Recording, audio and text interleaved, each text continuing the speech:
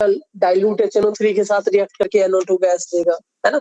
या ऐसे बोल दे भाई कि कितने ऐसे मेटल्स हैं जिनका डाइल्यूट HNO3 के साथ रिएक्शन किया जाए तो अपना प्रोडक्ट N2O मिलता है ना। तो जो टिन है ना, टिन लेड के जस्ट ऊपर मिल रहा था। टिन कहाँ मिल रहा था भाई? लेड के जस्ट ऊपर मिल रहा था। दोनों पंजाबी है ना, तो लेड के जस्ट ऊपर मिल रहा है अपने को, है ना भाई। तो यहाँ पे हम क्या बोलेंगे कि कंसंट्रेटेड HNO3 में ना, इससे पहले जो भी अपने प्रोडक्ट बनाया होगा सब में नाइट्रेट बन रहा था। देखना, मेटल प्लस ऑक्सीडाइजिंग एसिड, इसमें भी nitrate. Zinc plus oxidising acid, इसमें भी क्या बन रहा था? नाइट्रेट बन रहा था। बट अगर टिन का केस अगर लेके चलते हैं ना, तो टिन के केस में प्रोडक्ट का नेचर चेंज हो जाता है। यहाँ पे मेटास्टेनिक एसिड का फॉर्मेशन होता है, और ये बहुत बार पूछा गया क्वेश्चन है। हाँ, स्टेनिक का मतलब अपने हाईएस्ट ऑक्सीडेशन स्टेट पे, टिन अपने हाईएस्ट ऑक्सीडेशन स्टेट पे, है ना। तो जब भी अगर कोई हाईएस्ट ऑक्सीडेशन स्टेट वाला एसिड बने ना, तो उसमें इक लगता है। क्या लगता है भाई? लास्ट में इक लगता है ना। तो ये है मेटास्टेनिक एसिड। दिख रहा है? टिन का ऑक्सीडेशन स्टेट +4 दिख रहा हो ना भाई? -6 +2 क्या बचा? +4। तो टिन का हाईएस्ट भी क्या होता है भाई? +4 ही होता था, है ना। तो जब भी अगर कहीं पे highest oxidation state containing acid का फॉर्मेशन हो, उसमें बोलते भाई इक एसिड बना होगा, है ना। तो ये एक स्पेशल टाइप की रिएक्शन है, 5 स्टार लगा हुआ है। PYQ सॉल्व करोगे तो हर बार कहीं ना कहीं दिख जाएगा ये रिएक्शन, है ना, कि टिन का अगर डाइल्यूट कंसंट्रेटेड HNO3 के साथ रिएक्शन करते हैं तो मेटास्टेनिक एसिड बनता है। बाकी दो जगह नाइट्रेट है, इसमें कोई भी चेंजेस नहीं है, कुछ नहीं पूछने वाला आपसे, है ना। जहां पे चेंजेस दिख रहा है ना, वही पूछता है। अब देखिएगा कि अपन जब डाइल्यूट एसिड के साथ रिएक्शन करवाते थे मेटल्स एवं लेड, तो हमारा प्रोडक्ट N2O बनता था। क्या बनता था भाई? N2O। बट यहाँ पे बिहेवियर चेंज है इसका। क्या बना लेता है भाई? NH4NO3 बना, है ना। नीचे वाला इक्वल पैटर्न का है, सिमिलर पैटर्न का, तो ये आपसे कोई नहीं पूछने वाला।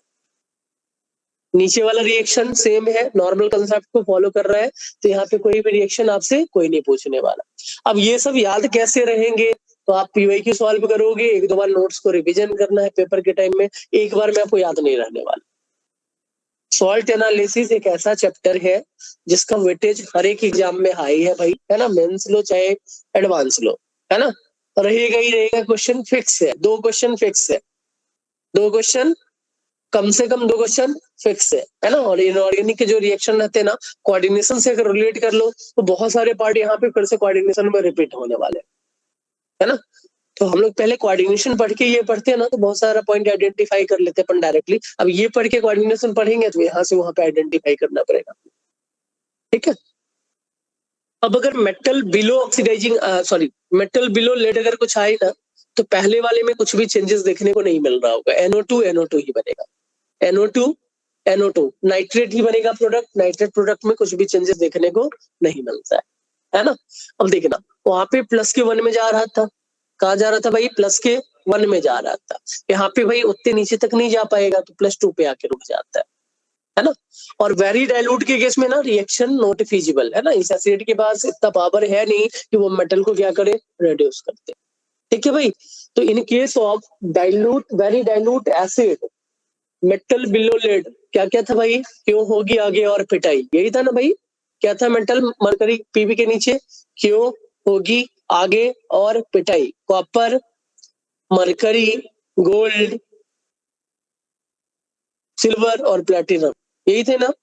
तो इनके केस में ना, अगर हम वेरी डाइल्यूट एसिड लेके चलते हैं तो रिएक्शन पॉसिबल नहीं होगा, रिएक्शन पॉसिबल नहीं होगा। मेटल का रिएक्टिविटी सीरीज जो था ना, उसी फंडे को लेके यहाँ पे चल रहे हैं अपन।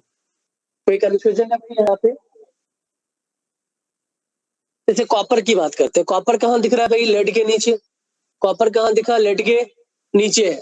तो वेरी डाइल्यूट के साथ रिएक्शन में क्या बोलोगे? नो रिएक्शन, है ना। हाईली कंसंट्रेटेड के साथ पैटर्न समझना है अपने को, रिएक्शन का पैटर्न समझना है अपने को, है ना, कि भाई कब होता है कब नहीं होता है। तो हाईली कंसंट्रेटेड NO2 बनाएगा। डाइल्यूट यहाँ पे +2 वाला ऑक्सीडेशन स्टेट का कंपाउंड बनाता है, दैट इज NO का फॉर्मेशन हो जाएगा। और वेरी वीक रहे ना या वेरी डाइल्यूट रहे, तो उस केस में हम क्या बोलेंगे? No reaction. क्लियर भाई ये पॉइंट? हाँ, 2 देख वहां पे क्या था, +4 आप ऐसे रिलेट कर ले कि भाई लेड के ऊपर जो है ना कंसंट्रेटेड में कोई भी चेंजेस नहीं दिखता है, साइड प्रोडक्ट में NO2 ही मिलता है, वहां पे भी +4, यहाँ पे भी +4 है ना। सेकेंड वाले में चेंज हो गया, वहां क्या मिलता था भाई +1। आप ऐसे समझो ना कि भाई उसका मेटल का रिएक्टिविटी भी थोड़ा सा हाइयर है, मेटल थोड़ा ज्यादा रिएक्टिव है, तो वो थोड़ा नीचे तक आ जाएगा, है ना, +1 तक। इसमें क्या है भाई, मेटल उतना ज्यादा रिएक्टिव नहीं है तो +2 तक आएगा। वहां पे नाइट्रोजन लोएस्ट में चला जाता था, डेट इज -3। यहाँ पे क्या बोलेंगे भाई, नो रिएक्शन, जाएगा ही नहीं, बहुत पुअर है। क्लियर है ये? तो आपको यही सीक्वेंस मिलेगा, यही लिखा रहेगा कि ABC, आपको आंसर बताना क्या होगा। क्वेश्चन कैसे पूछते हैं सॉल्ट एनालिसिस के, ये रिएक्शन दे देगा भाई, मेटल कॉपर लिख दिया +HNO3, है ना, ABC पूछ लेगा भाई ABC क्या बना, क्या पूछ लेगा आपसे, ABC क्या बना, है ना। तो ABC का आइडिया जब तक नहीं रहेगा, थोड़ा सा रिलेट नहीं कर पाएंगे, हम आंसर यहाँ पे नहीं बता पाएंगे। इनऑर्गेनिक के क्वेश्चन में एडवांटेज ये है, पता है तो आपको 5 मिनट में 10 क्वेश्चन सॉल्व कर लोगे, नहीं पता पूरा 1 घंटा लगाओ तो सॉल्व नहीं होने वाला, है ना। तो यही एक थोड़ा सा एडवांटेज है। बाकी 2 चैप्टर तो आपसे आसानी से सॉल्व हो जाते हैं, बॉन्डिंग, पीरियोडिक टेबल, कोऑर्डिनेशन, और इसमें थोड़ा सा दिमाग लगता है। कोऑर्डिनेशन भी हो जाएगा, आसान है ना। थोड़ा बहुत बस आइसोमेरिज्म के जो फैक्टर आते हैं ना, उसमें थोड़ा बहुत सोचना पड़ता है ऑर्गेनिक के जैसे, ठीक है, वो भी साइक्लिक वाले पार्ट में। और सॉल्ट एनालिसिस में थोड़ा सा कंसेप्ट आपको रिलेट करना है ना भाई, इसी में पी ब्लॉक के भी सारे कंसेप्ट क्लियर हो जाते हैं। देखिएगा बहुत सारे टिन कहाँ का मेंबर है भाई, पी ब्लॉक का, है ना। तो पी ब्लॉक से क्वेश्चन पूछ ले या सॉल्ट एनालिसिस से पूछ ले, बात बराबर है भाई। और आपसे वही क्वेश्चन पूछा जाएगा। अब जेईई मेंस में कंपाउंड हटा दिया कि ब्लॉक केमिस्ट्री के कोई भी कंपाउंड नहीं है, सॉल्ट एनालिसिस में सब है, सॉल्ट एनालिसिस में सबके सब है, तो उसने बोल दिया आपके दिमाग को थोड़ा शांत करने के लिए कि भाई आपके सिलेबस में नहीं, है ना। बट जो भी मेटल है भाई, सॉल्ट तो बनाएगा ही बनाएगा, तो सॉल्ट से रिलेटेड क्वेश्चन पूछ सकता है। जैसे इस बार का पेपर आप देखिए होंगे, थोड़ा सा पैटर्न, है ना। चलिए आगे अपन मूव करते हैं भाई। अब ये क्वेश्चन ये पूछ लेता है कि कितने ऐसे मेटल है जो कंसंट्रेटेड HNO3 के साथ रिएक्ट करने की टेंडेंसी शो नहीं करते। कौन कौन से मेटल है जो concentrated, more than one type का पूछ लेगा, है ना, कि भाई कौन से ऐसे मेटल है जो कंसंट्रेटेड HNO3 के साथ रिएक्ट करने की टेंडेंसी शो नहीं करते। 3 मेटल याद रख लेना, Fe, क्रोमियम, एल्यूमिनियम। क्या भाई, Fe, क्रोमियम और एल्यूमिनियम, है ना, Fe, क्रोमियम और एल्यूमिनियम। लॉजिक क्या है भाई, लेयर बना लेता है। लॉजिक क्या है, एक प्रोटेक्टिव लेयर बना लेगा, है ना। तो जो लेयर है ना, वो लेयर आपस में रिएक्ट करने की टेंडेंसी शो करेगा, मेटल रिएक्ट नहीं कर पाता है। क्लियर है ये? लेयर बनाने से जो लेयर है ना, वो एसिड के साथ रिएक्ट करने की टेंडेंसी शो करेगा, जो मेटल है ना, मेटल रिएक्ट करने की टेंडेंसी शो नहीं करेगा। क्या क्या, अरे कंसंट्रेटेड के साथ नहीं कर पाए तो डाइल्यूट के पास कहां से पावर आएगा, नहीं कर पाएगा। हम जो भी एसिड की बात करते हैं ना भाई, रिडक्टिव पोटेंशियल किस पे डिपेंड करता है, 3-4 पॉइंट पे डिपेंड करता था। क्या क्या, कंसंट्रेशन, है ना, तो जो कंसंट्रेटेड ज्यादा है उसको पोटेंशियल ज्यादा है। क्लियर है? तो कंसंट्रेशन से अगर नहीं करेगा तो डाइल्यूट के साथ भी रिएक्शन पॉसिबल नहीं। अब एक बच्चों वाला कंसेप्ट जो अभी तक पढ़ते हुए आ रहे हैं, है ना, कि भाई AU और PT नहीं करता है किसी भी ऑक्सीडाइजिंग एसिड के साथ, कहाँ रिएक्ट करता है भाई, एक्वारेजिया से। कहाँ करता है भाई, एक्वारेजिया, है ना। तो बच्चों वाला क्वेश्चन जेईई मेंस में पूछ ही लेता है एक्वारेजिया, देखिएगा। हाँ 3:2 वही बचपन से जो आप पढ़ते आ रहे हैं ना, और इवन जेईई का पेपर पलटोगे ना तो रिसेंट ईयर में 2-3 बार पूछ लिया एक्वारेजिया, है ना, आता है भाई। तो जो नोबल मेटल है ना, नोबल मेटल का मतलब हम क्या बोलेंगे, AuPT, ये वाला फंडा लेके चलते हैं, है ना। तो नोबल मेटल जो होते हैं ना भाई, ये एक्वारेजिया में डिजॉल्व होते हैं। अब क्यों डिजॉल्व होते हैं, यहाँ पे क्वेश्चन आपसे ये पूछता है, क्यों डिजॉल्व होते हैं, क्वेश्चन यहाँ पे आपसे ये पूछता है। तो जब हम एक्वारेजिया के साथ रिएक्शन करवाते हैं ना मेटल्स का, नोबल मेटल का, तो ये Cl प्रोड्यूस करता है, Cl, नेसेंट क्लोरीन। क्या है ये, Cl। और Cl is a strong oxidising agent, Cl is a strong oxidising agent. अब ये Cl क्या करता है कि जो मेटल थे ना, गोल्ड हो गया या प्लेटिनम, इनके साथ रिएक्ट करके एक सॉल्युबल कॉम्प्लेक्स का फॉर्मेशन कर देता है। गोल्ड और प्लेटिनम के साथ ये क्लोरीन रिएक्ट करके, नीचे मैंने लिख दिया देखना, ये सॉल्युबल कॉम्प्लेक्स का फॉर्मेशन कर देता है। इस लॉजिक से हम ये बोलते हैं भाई कि गोल्ड और प्लेटिनम जो है ना वो एक्वा रेजिया में सॉल्युबल होगा, है ना। अब एक क्वेश्चन आपसे यहाँ से ये पूछता है जेईई में, ध्यान से सुनना, कि भाई कौन सा ऐसा मेटल है जो एक्वा रेजिया में सॉल्युबल नहीं होता। कौन सा ऐसा मेटल है जो एक्वा रेजिया में सॉल्युबल नहीं होता। गोल्ड और प्लेटिनम सॉल्युबल है, बट सिल्वर जो होता है ना वो सॉल्युबल नहीं होता। क्यों? एजीसीएल बना लेगा। क्या करेगा भाई? ऑक्सीडाइजिंग एजेंट क्या था यहाँ पे? Cl, और AgCl क्या होता है भाई? प्रेसिपिटेट। क्या बनाता है भाई? पीपीटी। तो पीपीटी के रीजन से Ag रिएक्शन में पार्टिसिपेट नहीं करेगा, है ना। तो ये भी क्वेश्चन पीवाईक्यू में पूछा गया है। ये क्वेश्चन पीवाईक्यू का पूछा गया है भाई कि कौन सा मेटल ऐसा है जो एक्वा रेजिया में डिसॉल्व होने की टेंडेंसी शो नहीं करता। याद क्या रखना? Ag। और ये सॉल्युबल, है ना, रिएक्ट करेगा बट सॉल्युबल नहीं होगा। ठीक है, इसी नोट के पॉइंट को लिख लेना। मैंने इसमें देखना 5 स्टार लगा के रखा है ना, क्योंकि ये पूछा जाता है। इसमें देखिए कुछ अगर कंफ्यूजन है तो पूछ लीजिए, नहीं है तो फिर आगे पर मूव करते हैं।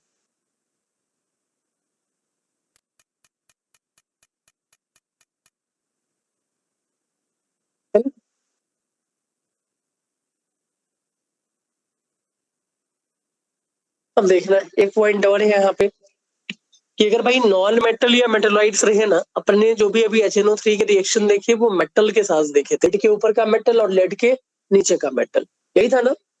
लेड के ऊपर का मेटल और लेड के नीचे का मेटल। बट अगर नॉन मेटल या मेटलॉइड रहे ना और ये कंसंट्रेटेड HNO3 के साथ रिएक्शन अगर करता है तो कंसंट्रेटेड HNO3 से ऑक्सीडाइजिंग एजेंट, है ना भाई। तो ये highest oxidation containing oxy acid का फॉर्मेशन कर लेगा। जो भी एसिड, जैसे P4 है तो इसमें देखिएगा फॉस्फोरिक एसिड बनता है, फॉस्फोरस का ऑक्सीडेशन स्टेट +5। हर जगह NO2 गैस रिलीज होगा। In each and every case concentrated HNO3 कहीं पे भी डाल दे, आप प्रोडक्ट क्या बनाओगे? NO2 NO2 NO2 हर जगह। ये लॉजिक अपन ने सीखा, है ना। प्रोडक्ट वही बनने वाला। बट एक लॉजिक क्या रखना है कि जो भी सेंट्रल एटम है ना इसमें हाईएस्ट ऑक्सीडेशन स्टेट का एसिड बना देना। ये दिख रहा होगा आर्सेनिक कहाँ का मेंबर था? Nitrogen family. क्या बोलते हैं इसको? Arsenic acid. क्या बोलते हैं भाई इसको? आर्सेनिक एसिड, है ना। ये भी STBM है ना, स्टीबिक एसिड बोल देंगे, इक लगेगा हमेशा। तो ये भी +5 वाला है। बट एक ऐसा कंपाउंड दिख रहा होगा आपको जैसे कार्बन आ गया, तो कार्बन का हाईएस्ट ऑक्सीडेशन स्टेट क्या था भाई? +4। बनाता है carbonic acid, but carbonic acid room temperature पे स्टेबल नहीं होता है। किसमें डिसोसिएट हो जाएगा? H2 और CO2 में। तो बनाया कार्बोनिक एसिड ही है बट वो स्टेबल नहीं था, इसलिए अपन ने उसको डिसोसिएट कर दिया किसमें? CO2 और H2O में, है ना। एक यहाँ पे लॉजिक अलग आता है, समझिएगा कि हेलोजन का जो सबसे हाईएस्ट ऑक्सीडेशन स्टेट का एसिड है ना उसको बोलते हैं परक्लोरिक एसिड। क्या बोलते हैं भाई? परक्लोरिक एसिड +7 ऑक्सीडेशन स्टेट, है ना। बट यहाँ पे हमें क्या करना है कि हेलोजन में ना +5 वाला एसिड बनाना, तभी वो इक एसिड के कैटेगरी में आएगा, है ना। जैसे आयोडीन लिया अपन ने तो हम बोलेंगे भाई ये आयोडिक एसिड। क्या ये? Iodic acid. कंसेप्ट है कि नॉन मेटल और मेटलॉइड रहे तो क्या बनाना है भाई? Highest oxidation state containing oxy acid.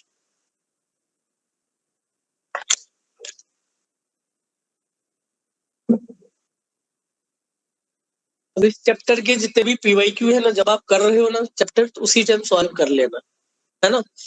10-15 दिन के बाद करोगे सब कुछ नया नया देखेगा, है ना। 10 to 15 डेज के बाद इस चैप्टर के पीवाईक्यू को अगर आप सॉल्व करेंगे, है ना। तो बायोमॉलिक्यूल्स आप लोगों ने कर लिया ऑनलाइन बच्चे, ऑनलाइन बच्चे बायोमॉलिक्यूल्स के पीवाईक्यू सॉल्व हो गए लास्ट 5 ईयर्स के। भाई तीन क्वेश्चन पे ऐसा मत कर यार। 3 क्वेश्चन पूछे जाते हैं तेरे पेपर, हर एक बच्चे के पेपर में 3 क्वेश्चन रहेगा। ऑर्गेनिक के जो 10 से 11 क्वेश्चन आते हैं ना भाई, ऐसे मैकेनिज्म वाले से टेंशन में रहते हो आप लोग, है ना। जो इजी सेगमेंट है उस पर फोकस करवा रहा हूँ मैं। बायोमॉलिक्यूल्स 3 क्वेश्चन दिख जाएंगे आपको, है ना। उसमें भी कार्बोहाइड्रेट के 2 क्वेश्चन पूछ लेता है भाई, है ना। कभी एक पूछ लेगा, एक अमाइनो एसिड पूछ लेता है आपसे। देख ले इस बार 2025 का पेपर निकाल के देख ले, 22 क्वेश्चन पूछा गया सिर्फ कार्बोहाइड्रेट से। तेरे को उस दिन काउंट तो करवाया था। 14 शिफ्ट में 22 क्वेश्चन, एवरेज तो निकाली। 12 क्वेश्चन अमाइनो एसिड के थे, उसमें भी देख ले एक एक तो पूछ ही रहा है। और प्रैक्टिकल ऑर्गेनिक केमिस्ट्री के भी जो मैंने नोट्स आपको दिया है, उतना नोट्स अगर पढ़ लोगे तो कुछ क्वेश्चन बन जाए। जेईई मेंस में तो डायरेक्ट क्वेश्चन पूछे जाते हैं ना, जेईई मेंस में डायरेक्ट क्वेश्चन पूछा जाएगा आपसे। तो रिवीजन आपका मस्ट है भाई, छोटे छोटे टॉपिक्स का रिवीजन करिए, पहले जेईई मेंस में अच्छा स्कोर करना है आपको, है ना। अटेम्प्ट में आप अगर अच्छा परसेंटाइल ले आए तो एडवांस में 3 महीने का टाइम मिल जाएगा आपको, है ना। अगर नहीं आया तो फिर वहां मेंस का भी टेंशन, एडवांस का भी टेंशन, बोर्ड एग्जाम का भी टेंशन, आप टेंशन में रहोगे, है ना।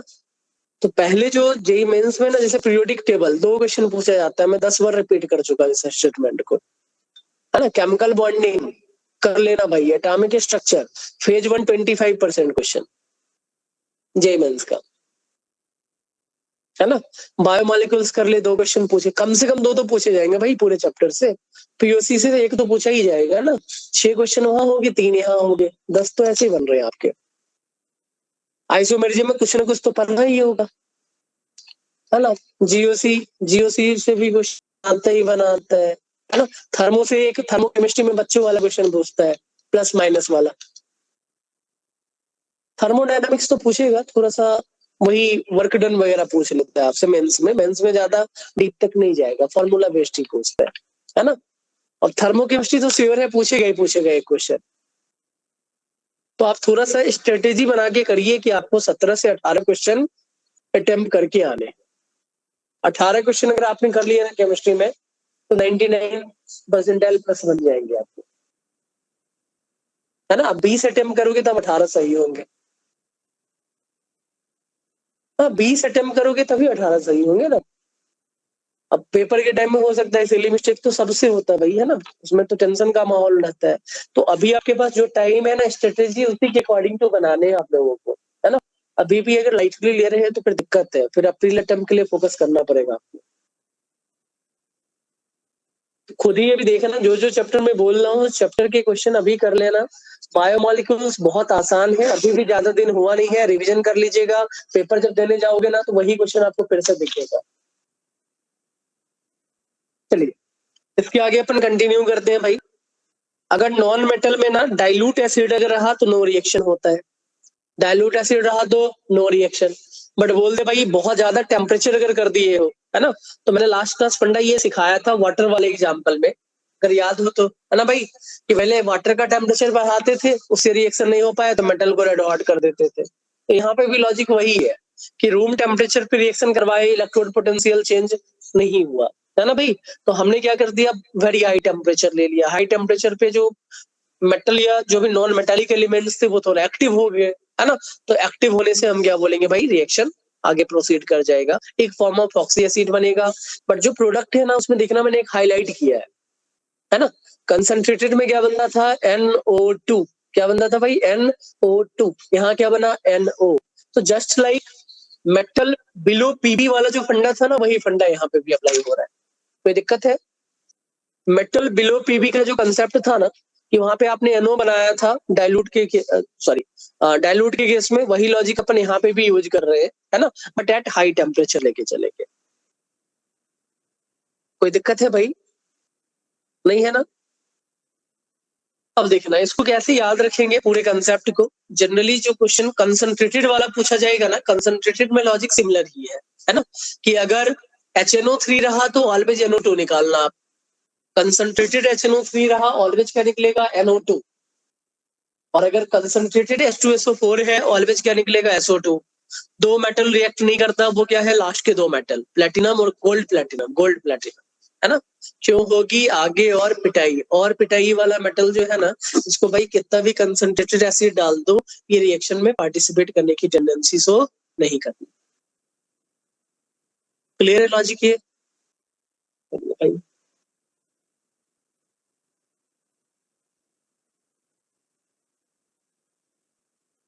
तो हम पूरे इस टॉपिक को एक बार रिवाइज करते हैं, 2 मिनट में करें, याद हो जाएगा आपको।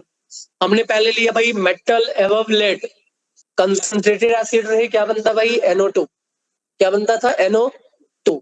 डाइल्यूट अगर रहे तो क्या बनता था N2O, है ना, +1 वाला। और अगर वेरी डाइल्यूट रहे NH4NO3 बनता था, NH4NO3 बनता था। यही था ना भाई।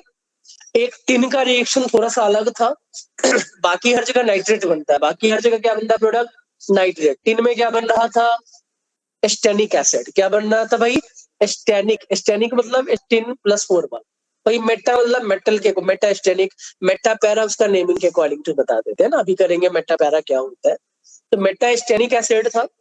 बट इसमें अपने एक फंडा और देखा कि भाई डाइल्यूट के केस में ना N2O ना मिलके क्या मिल रहा था NH4NO3 मिल जाता है, यही एक लॉजिक है ना। देन मेटल बिलो अगर लेट रहे तो कंसंट्रेटेड HNO3 में कोई भी डिफरेंस नहीं दिखा था अपने को, डाइल्यूट में डिफरेंस दिखा, +2 वाला कंपाउंड मिलेगा NO, है ना। और वेरी डाइल्यूट के साथ रिएक्शन में पार्टिसिपेट नहीं करता है।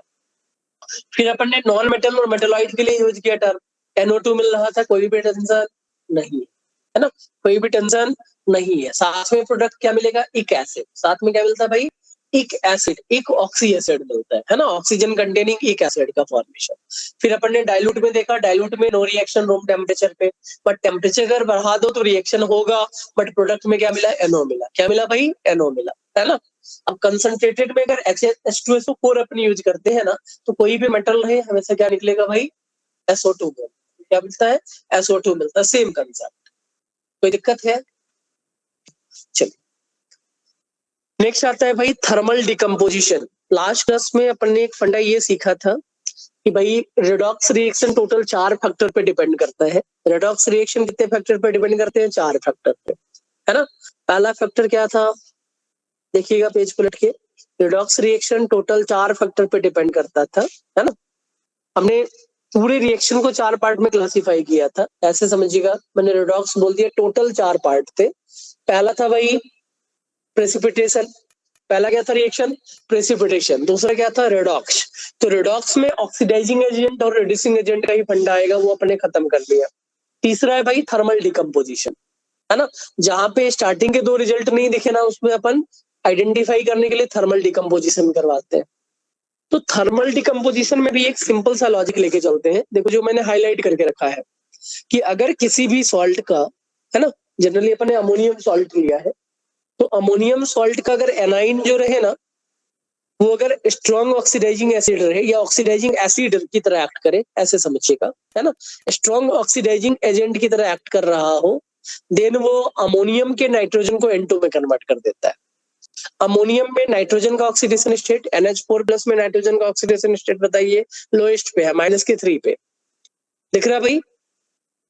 हाँ NH4+ में नाइट्रोजन का ऑक्सीडेशन स्टेट -3 दिख रहा है भाई।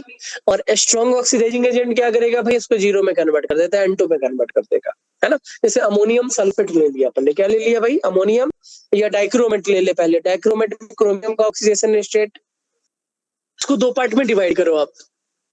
तो अगर मान लो कि मैं सॉल्ट को 2 पार्ट में डिवाइड कर रहा हूँ तो ये सॉल्ट कैसे डिसोसिएट हुआ होगा, 2 मोल ऑफ अमोनियम आयन, ये कैटाइन है बोल सकते भाई, और एक क्या बना होगा प्लस का Cr2O7-2।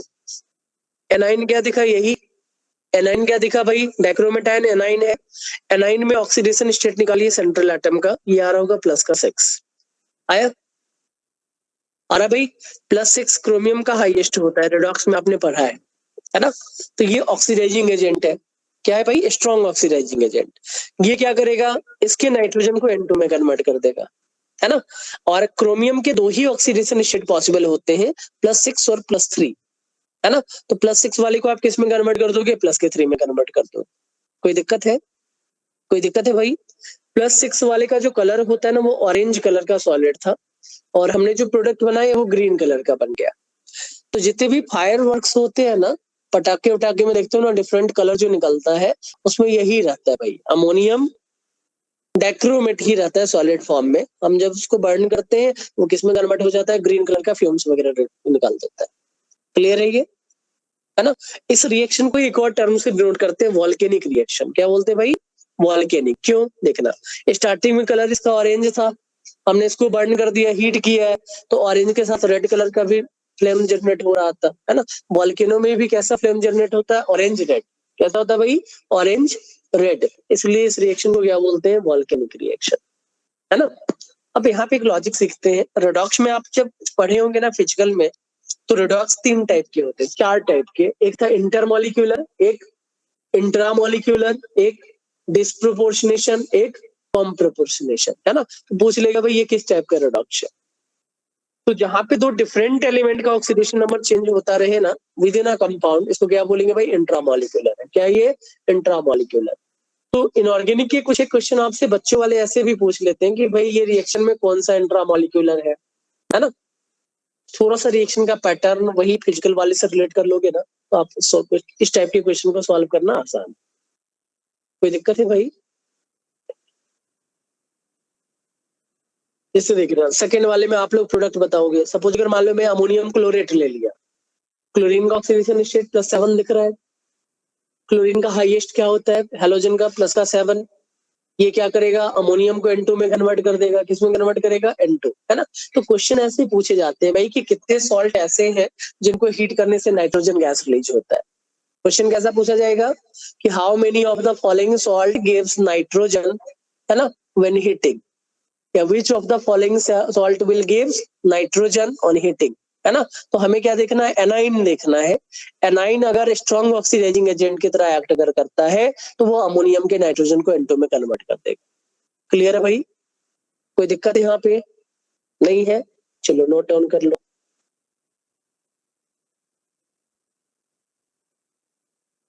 अब देखिए अमोनियम नाइट्रेट है NH4NO2। NO2 वाले नाइट्रोजन का ऑक्सीडेशन स्टेट देखिए कितना आ रहा है, NO2 माइनस है तो X - 4 इक्वल्स टू -1।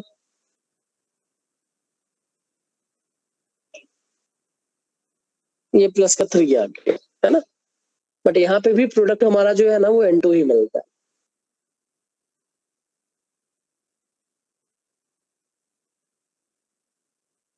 तो नाइट्राइट भी ना हीट करने से क्या करेगा भाई, N2 ही देगा। ठीक है, NO2 माइनस को क्या बोलते थे, नाइट्राइट ना। तो नाइट्राइट आयन भी हीट करने से क्या बनाता है, N2 का ही फॉर्मेशन करता है।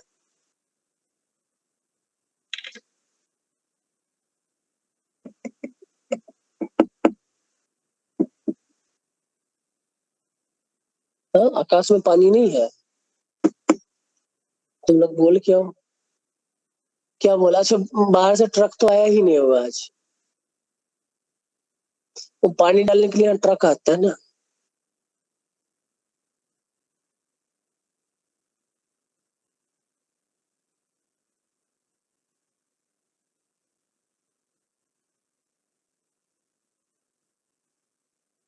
चलिए, अब यहाँ पे एक रिएक्शन है जिसपे आपको थोड़ा सा फोकस करना पड़ता है, ये है अमोनियम नाइट्रेट। देखिएगा, अमोनियम नाइट्रेट में नाइट्रोजन का ऑक्सीडेशन स्टेट +5। तो आपसे क्वेश्चन यही पूछने वाला, देखना कि ये भाई +5 में है। आप क्या बोलोगे, प्रोडक्ट क्या बनना चाहिए था, N2 बनना चाहिए था। क्या बनना चाहिए था, N2, बट यहाँ बनता है N2, है ना।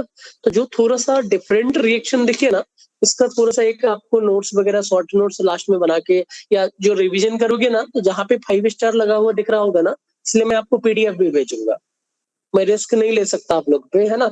मेरे को पता है क्या लिखोगे आप, क्या नहीं लिखोगे, है ना। तो मैं PDF भी भेजूंगा। पेपर से पहले ना, अगर 1 वीक पहले है तो मत पढ़ना इस टॉपिक को, कि जो आता है वो सब भी भूल जाओगे, है ना। पेपर के 1 वीक पहले इस टॉपिक को मत पढ़ना। 1 महीने पहले, जिस दिन पेपर है ना उससे 1 महीने पहले एक बार बस पलट के देख लेना, उसके बाद 1 वीक पहले पढ़ लेना, है ना। हाँ हाँ, एक बार पहले लेकिन पढ़ना पड़ेगा। अगर मान लो कि पहले आपने इस टॉपिक का रिवीजन नहीं किया और पेपर के 1 वीक पहले अगर पढ़ोगे तो इतना टेंशन रहेगा, जो आता है वो भी भूल जाओगे, है ना। क्योंकि यहाँ पे थोड़ा सा पैटर्न जो समझना है ना अपने को, पैटर्न वाला लॉजिक है। तो जब तक एक बार कंप्लीट हुआ नहीं रहेगा तब तक दूसरी बार में ये टॉपिक समझ में नहीं आने वाला, है ना। तो अभी आप कर लेना POAQ सॉल्व। जैसे खत्म होगा POAQ सॉल्व करना स्टार्ट कर देना, है ना। कुछ एक क्वेश्चन आज सॉल्व होंगे, कुछ क्वेश्चन कल के कंसेप्ट पे सॉल्व होंगे। एक बार करने बैठोगे तो नहीं होगा, है ना। डिवाइड करके करना पड़ेगा, क्योंकि टॉपिक जो है ना, लगेगा भाई सब कुछ याद ही रखना पड़ेगा अपने को, है ना। तो फिर एक साथ पूरे कंसेप्ट एक दिमाग में रख के नहीं चला पाओगे आप, है ना। जैसे आज जाना, वही जो आपके पास बुक है ना, एनाइन वाले जितने भी रहे ना उसको सॉल्व कर लेना, है ना। फिर कैटाइन जब पढ़ेंगे कैटाइन वाला कर लेना, ड्राई टेस्ट जब होगा वो ड्राई हीटिंग वाला हीटिंग कर लेना, बोरेक्स बीट जब अपन पढ़ेंगे वहां पे बोरेक्स बीट वाला फंडा पढ़ लेना, ऐसे करके सॉल्व करना है। अब देखिए एनाइन अगर नॉन ऑक्सीडाइजिंग रहे ना, अगर एनाइन नॉन ऑक्सीडाइजिंग रहे ना, समझना है, अगर एनाइन नॉन ऑक्सीडाइजिंग रहे देन ऑलवेज प्रोडक्ट क्या मिलता है, अमोनिया मिलता है ना। तो ऑक्सीडेशन स्टेट अगर मान लो नॉन ऑक्सीडाइजिंग का मतलब हाईएस्ट ऑक्सीडेशन स्टेट नहीं दिखना चाहिए, जैसे देख लो हैलोजन है, हैलोजन में क्लोराइड का ऑक्सीडेशन स्टेट -1 दिख रहा है भाई, ये सबसे लोएस्ट है। तो जो सबसे लोएस्ट पे रहता था उस केस में क्या होता है भाई, इसका प्रोडक्शन वाला रिड्यूसिंग एजेंट की तरह एक्ट करता है ना भाई। तो हाईएस्ट अगर नहीं दिखे उस केस में ऑलवेज आप अमोनिया बना देना टेंशन फ्री होके। सल्फाइड में क्या दिख रहा है, सल्फर -2 में क्या बोलोगे, अमोनिया बनेगा। कार्बोनेट, कार्बोनेट में क्या दिख रहा होगा भाई, +4 में है ना, ये अपने हाईएस्ट में है, बट कार्बन जो रहता है ना कभी भी रेडॉक्स रिएक्शन में पार्टिसिपेट नहीं करता है ना, इसलिए यहाँ पे भी क्या बोलेंगे, अमोनिया का ही फॉर्मेशन। कोई दिक्कत है नहीं ना। तो इसको भी एक बार रिवाइज करते हैं अपन, इस कंसेप्ट को, हीटिंग वाले को। मैंने ये बताया कि अमोनियम सॉल्ट की बात कर रहे थे, अगर एनाइन का सेंट्रल एटम अपने हाईएस्ट ऑक्सीडेशन स्टेट पे है तो ऑलवेज प्रोडक्ट क्या बनेगा, N2 गैस रिलीज होगा, एक्सेप्ट NH4NO3, एक्सेप्ट NH4NO3, ऐसे अपन याद रखेंगे है ना। बाकी अगर नॉन ऑक्सीडाइजिंग एसिड रहा एनाइन, उस केस में प्रोडक्ट हमें क्या मिलता है, अमोनिया गैस रिलीज होता है। ठीक है भाई, करिए इसको कॉपी।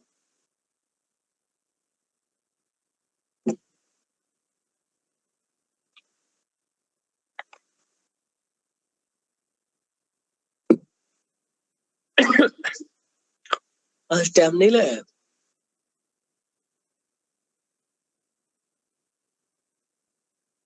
चलिए नेक्स्ट कंसेप्ट पे मूव करते हैं।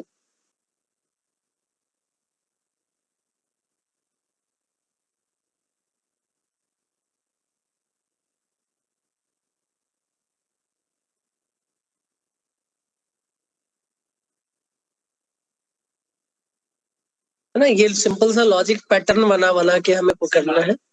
लास्ट वाला एक बार फिर, कार्बन जो होता है ना भाई, वो रिडॉक्स रिएक्शन में पार्टिसिपेट नहीं करता है ना। जैसे कार्बोनेट बना होगा ना, तो कार्बोनेट से हम क्या CO2 में कन्वर्ट होने की टेंडेंसी शो कर लेता है ना। सिंपल लॉजिक बनाएंगे कि कार्बन जो है वो रिडॉक्स में पार्टिसिपेट, कार्बोनेट और बाइकार्बोनेट रिडॉक्स में पार्टिसिपेट नहीं करते। ठीक है, चले भाई, तेरे को अल्काइल हैलाइड का नोट्स नहीं भेजा ना, मैसेज किया फिर से, क्या लिखा, गुड इवनिंग या गुड आफ्टरनून, वो नहीं लिखना है, लिखना है कि sir please provide alkyl halide notes. चलिए, अच्छा आपने भी मैसेज किया है, ठीक है, मैं आपका भी मैसेज शायद नहीं देखा हूँ, देखने के बाद मैं रिप्लाई कर दूंगा, ठीक है। ओके, चलिए, जैसे मान लीजिए अमोनियम फॉस्फेट है ना, तो भाई दो एसिड ऐसे हैं जो रिडॉक्स में पार्टिसिपेट नहीं करते हैं। एक है अपना फॉस्फोरिक एसिड है ना, H3PO4, इसको अपन ने कहा रखा था, नॉन ऑक्सीडाइजिंग एसिड की कैटेगरी में, याद है, पेज पलट के देखिए, नॉन ऑक्सीडाइजिंग एसिड में 3 थे, dilute HCl, concentrated HCl, dilute H2SO4 और कंसंट्रेटेड H3PO4, है ना। तो इनमें भी रिडॉक्स रिएक्शन फिजिबल नहीं होगा, मतलब हम हाईएस्ट ऑक्सीडेशन स्टेट है फिर भी ये रिडॉक्स में पार्टिसिपेट नहीं करता है। तो इसको भी हम किसकी तरह ट्रीट करेंगे, नॉन ऑक्सीडाइजिंग। किसकी तरह ट्रीट करेंगे भाई, नॉन ऑक्सीडाइजिंग एसिड। तो नॉन ऑक्सीडाइजिंग एसिड के केस में प्रोडक्ट क्या मिलेगा, अपना अमोनिया। क्या मिलेगा, अमोनिया। अब क्वेश्चन ये पूछा जाता है कि इससे पहले जितने भी एसोसिएशन अपने करवाया ना, सब में क्या मिल रहा था अपने को, सब में क्या मिल रहा था, गैसियस प्रोडक्ट। क्या मिल रहा था, गैसियस मिल रहा था। बट आपसे ये पूछ लेता है भाई कौन कौन से सॉलिड ऐसे हैं जिनके डिकम्पोजिशन से हमें सॉलिड रेसिड्यू मिलता है, तो वो ये 3 ही है, अमोनियम फॉस्फेट, अमोनियम बाइफॉस्फेट है ना, या हाइड्रोजन फॉस्फेट बोल देते हैं, और अमोनियम मॉलिवेटेड आयन, है ना। तो ये 3 सॉलिड ऐसे हैं जिनको हीट करने से हमें क्या मिलेगा भाई, सॉलिड रेसिड्यू मिलता है। बाकी जितने भी सॉल्ट रहे ना उनको हीट करोगे तो आपको गैसियस कंपोनेंट प्रोडक्ट मिलेगा, है ना। अब कुछ देर पहले मैंने बोला था NH4NO3 को याद रखने के लिए, वो नहीं भी याद रख सकते हैं, कैसे, तो उसके लिए एवरेज रूल का फंडा यूज करते हैं। क्या यूज करते हैं भाई, एवरेज रूल का, कि जब एक ही कंपाउंड में 2 सिमिलर टाइप के एटम दिख जाए जब एक ही कंपाउंड में दो सिमिलर टाइप के एटम दिख जाए तो उन दोनों एटम के एवरेज ऑक्सीडेशन नंबर वाला जो प्रोडक्ट रहेगा वही फाइनल प्रोडक्ट होता है। जैसे अमोनियम नाइट्रेट था, है ना, तो अमोनियम नाइट्रेट में नाइट्रोजन का ऑक्सीडेशन स्टेट क्या बोलोगे आप लोग? एक का -3, दूसरे का +3। कोई दिक्कत है क्या? नहीं है ना भाई, कोई दिक्कत है यहाँ पे? नहीं है ना। तो अमोनियम नाइट्राइट में अगर हम हीट करते हैं इसको, है ना, तो हमारा प्रोडक्ट क्या मिलेगा? N2। क्यों मिलेगा भाई? एवरेज निकालते हैं। -3 + 3/2 0, है ना। नाइट्रोजन के कौन से ऐसे कंपाउंड है जिसमें ऑक्सीडेशन स्टेट 0 होगा? N2 3 स्टेट में ही हो सकता है, और कहीं तो पॉसिबल होगा नहीं, है ना। प्रोडक्ट क्या मिल गया? हाँ, एवरेज रूल सबके लिए जनरली जब भी अगर more than one similar type के एटम प्रेजेंट हो तभी एवरेज लगाएंगे, है ना। अगर एक ही एटम है तो एवरेज तो नहीं लगा सकते ना। किसका एवरेज लोगे? अब जैसे मान लो कि NH4NO3 था इसमें नाइट्रोजन का ऑक्सीडेशन स्टेट एक का -3, दूसरे का +5, ऐड करिए क्या आया भाई? 1, है ना। इसलिए अपन यहाँ पे N2 को बनाया था। टेंशन ये है भाई 0 एवरेज रूल के अकॉर्डिंग टू, ये है +1 एवरेज रूल के अकॉर्डिंग टू। अगर मान लो कि कहीं पे ऐसा कंपाउंड मिल गया N2H5NO2, इसमें कितने नाइट्रोजन एटम है?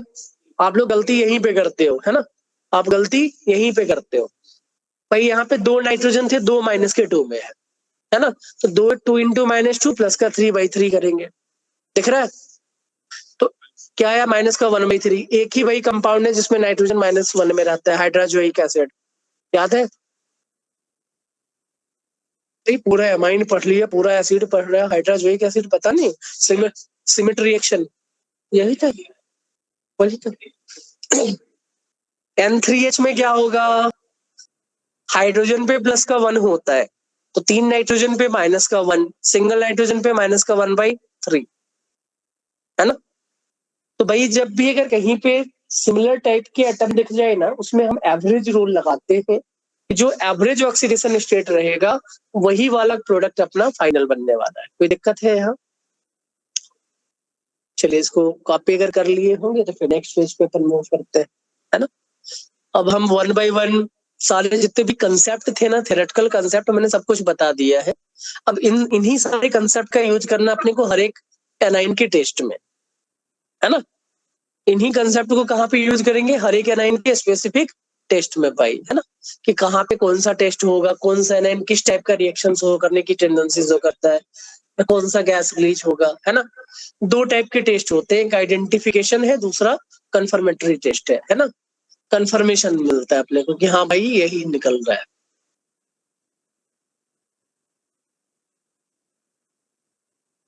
तो एनाइन में थोड़ा सा वैरायटी ज्यादा दिख रहा होगा आपको, कैटाइन में वैरायटी थोड़ा सा कम मिलेगा अपने को, है ना। वहां पे बहुत सारे कैटाइन को एक ही ग्रुप में रखेंगे, ग्रुप वाइज रिएक्शन अपने को पढ़ना है। तो एनाइन के बहुत सारे जो रिएक्शन है ना वो डायरेक्टली पी ब्लॉक से रिलेटेड है। किससे रिलेटेड है भाई? पी ब्लॉक के जो कंपाउंड, जेई एडवांस का सिलेबस है ना अपना, मेंस में तो नहीं है बट एडवांस में है, मेंस में नहीं है एडवांस में है ना। तो ये सब प्रॉपर्टीज जब पढ़ेंगे ना स्पेसिफिक कंपाउंड का, जैसे टिन का, तो टिन क्या क्या रिएक्शन शो करता है ना, लेड कौन कौन सा रिएक्शन शो करेगा, तो ये सब फिर से एक बार रिवीजन हो जाएगा, ठीक है। चलिए भाई अपन नेक्स्ट पेज पे, चलिए इसी में एक और है फॉस्फेट। तो फॉस्फेट के केस में ना लॉजिक समझना है कि भाई जैसे फॉस्फोरिक एसिड लेते हैं, फॉस्फोरिक एसिड का एन फैक्टर 3 था, फॉस्फोरिक एसिड का एन फैक्टर 3 था, तो ये 3 स्टेप में रिएक्शन होता है। फर्स्ट स्टेप में अपन क्या बोलेंगे? एक H+ देगा, क्या बनाया? डाइहाइड्रोजन फॉस्फेट, है ना। तो डाइहाइड्रोजन फॉस्फेट को हम 1 डिग्री फॉस्फेट बोलते हैं, क्या बोलते हैं भाई? 1 डिग्री फॉस्फेट। अगर इसने एक H+ और दिया होगा तो हाइड्रोजन फॉस्फेट बनता है, इसको बोलते हैं 2 डिग्री फॉस्फेट, है ना। और अगर तीनों हाइड्रोजन निकाल दोगे ना तो इसको बोलते हैं अपन 3 डिग्री फॉस्फेट। क्या बोलते हैं भाई? 3 डिग्री फॉस्फेट बोलते हैं। तो जो प्रोडक्ट बनता है ना, प्रोडक्ट में हम इसी लॉजिक के अकॉर्डिंग टू अपन चलेंगे कि अगर कंपाउंड में 1 डिग्री फॉस्फेट है, लॉजिक सीखिएगा, कंपाउंड में अगर 1 डिग्री फॉस्फेट है दैट मींस H2PO4 क्या रहेगा भाई? H2PO4। इसको अगर आप हीट करोगे तो जितने भी हाइड्रोजन है वो निकल जाएगा, है ना। तो 1 डिग्री फॉस्फेट से जो कंपाउंड बनता है उसको मेटाफॉस्फेट बोलते हैं। क्या बोलते हैं भाई? मेटाफॉस्फेट। 1 डिग्री फॉस्फेट से जो भी कंपाउंड बनेगा उसको क्या बोलेंगे अपन? मेटाफॉस्फेट बनेगी। 2 डिग्री से जो बनेगा उसको बोलते हैं पायरोफॉस्फेट। क्या बोलते हैं भाई? पायरोफॉस्फेट। नेमिंग का एक पैटर्न है। 1 डिग्री फॉस्फेट से जो बनेगा उसको मेटा, एक एक्स्ट्रा प्रीफिक्स लगा देते हैं, है ना। 1 डिग्री फॉस्फेट से जो भी प्रोडक्ट बनेगा क्या बोलेंगे भाई? मेटा। 2 डिग्री से जो बनेगा उसको बोलते हैं पायरो। 3 डिग्री से प्रोडक्ट नहीं बन पाएगा क्योंकि डिसोसिएट H दे ही नहीं रहा है ना। तो एक ये पैटर्न अपनी याद रखते हैं कि अगर 1 डिग्री फॉस्फेट रहे ना तो इसके प्रोडक्ट में हमेशा मेटा लगा देना। कैसे? देखो, इसको देखेंगे हम, किसको देखेंगे? इसको, H2PO4, एक H का मतलब 1 डिग्री है ना। हमेशा फॉस्फोरिक एसिड के टर्म्स में चलना। कितने H कम दिख रहे होंगे आपको? 2 कम दिख रहे होंगे। प्रोडक्ट का नाम क्या होगा भाई? पायरो, है ना। और 3 डिग्री में नो प्रोडक्ट फॉर्मेशन। तो कभी कभार ना नेम में आपको फंसा लेता है भाई कि क्या बनेगा, है ना। अब मेटा पायरो देख के आप कंफ्यूज हो जाते हो भाई कि कहाँ पे क्या बनने वाला। तो थोड़ा सा आप अगर आइडेंटिफाई करेंगे ना कि अगर 1 डिग्री रहा तो उससे ऑलवेज मेटा मिलेगा, 2 डिग्री रहा क्या बनने वाला? अपना पायरो बनता है। ठीक है, नोट डाउन करिए इसको।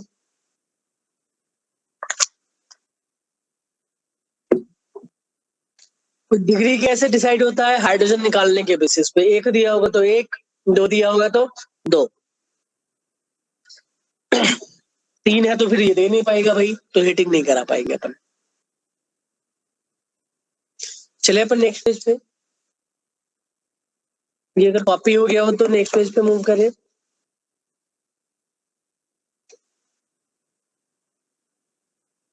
वन डिग्री में मेटा, 2 डिग्री में पायरो। नेक्स्ट आते हैं अपन। अब हम 1 बाय 1 आयंस का टेस्ट पे स्टार्ट करते हैं। Test of ions. तो पहला टेस्ट है कार्बोनेट का। पहला टेस्ट है कार्बोनेट का। मैंने इसका आइडेंटिफिकेशन टेस्ट आपको बता दिया था पहले क्लास के टेबल में, है ना, कि कार्बोनेट में जब हम H+ डालते हैं ना भाई, क्या निकलता भाई? ब्रिस्क एफर्वेसेंस, है ना। CO2 बनता है ना। CO2 बबल के फॉर्म में निकलता है, ब्रिस्क एफर्वेसेंस बोलते हैं। अब जब भी अपन कोई भी टेस्ट की बात करेंगे ना इंडिविजुअल आयंस का, इसको हम 4 पार्ट में डिवाइड करके पढ़ते हैं। पहला होगा सॉल्युबिलिटी का फंडा, है ना, जो प्रेसिपिटेशन रिएक्शन में अपन ने किया था। पहला क्या है भाई? सॉल्युबिलिटी का फंडा। वो अपने कहाँ देखा? प्रेसिपिटेशन रिएक्शन में।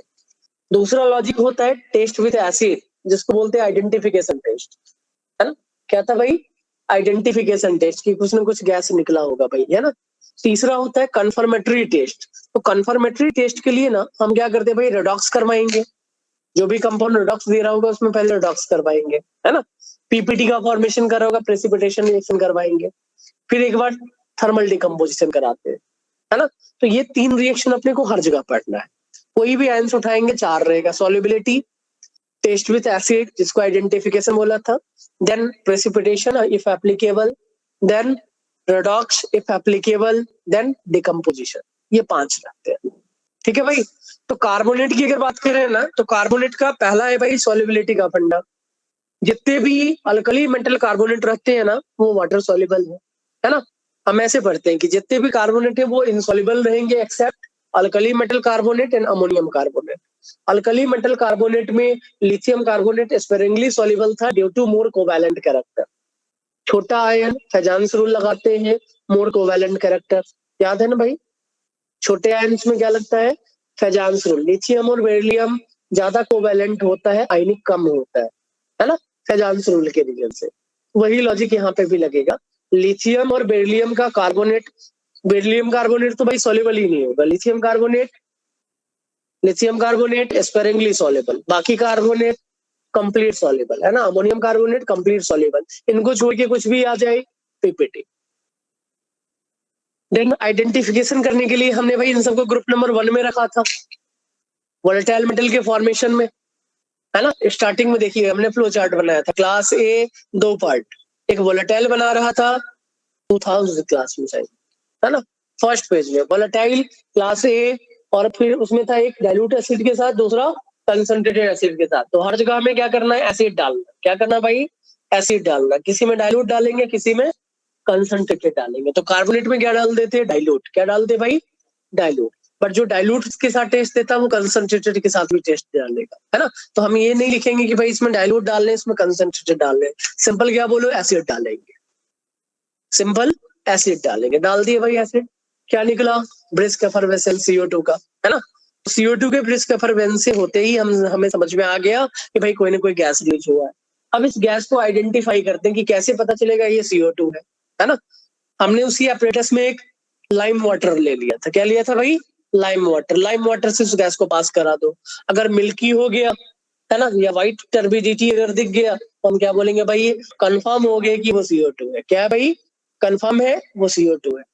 बट टेंशन कहाँ पे हुआ कि SO2 के टेस्ट करवाएंगे ना अपन आगे, है ना, सल्फाइड आयन का SO3-2 का, तो वो भी लाइम वाटर को मिल्की कर दे रहा है, वो भी लाइम वाटर को मिल्की कर दिया। तो सिर्फ इस टेस्ट के बेसिस पे हम ये आइडेंटिफाई नहीं कर पाएंगे कि ये कार्बोनेट है या सल्फाइड।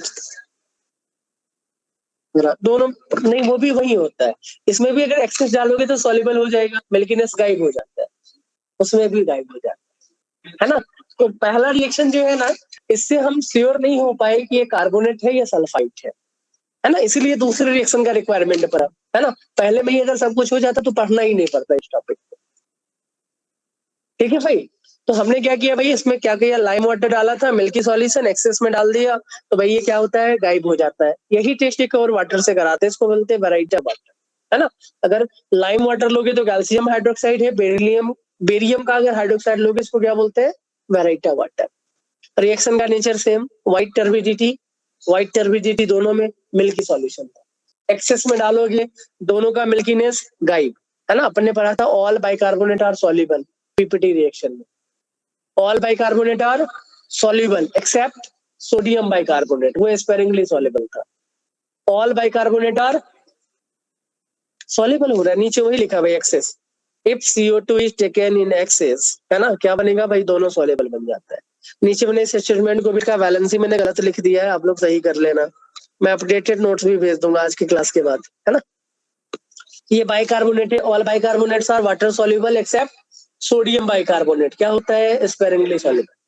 ठीक है, ठीक है, कोई टेंशन यहाँ पे नहीं है। तो लॉजिक समझिएगा कि जितने भी कंपाउंड थे ना भाई, दोनों ही कार्बोनेट टेस्ट में टेंशन क्या हुआ कि भाई CO2 डालने से मिल्कीनेस हो रहा था, डिसअपियर हो गया। साथ ही आप दूसरे कंटेनर में भी रिएक्शन करा रहे थे SO2 के साथ, सल्फाइड आयन, वो भी भाई सेम कर दिया, है ना। हमें लगा था इसी से हमें पता चल जाएगा, बट फिर हमें हो गया टेंशन। क्या हो गया भाई, टेंशन।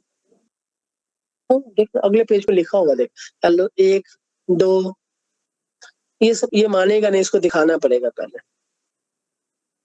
देख दिखा, सेम है, सेम लिखा, देखो सबको सेम है ना, व्हाइट टर्बिडिटी सॉल्युबल, है ना, दिख रहा है ना, आएगा भी, सब आएगा। तो यहाँ पे मैं यही बोलूंगा कि जो कार्बोनेट का टेस्ट है वही सल्फाइड का भी टेस्ट होगा।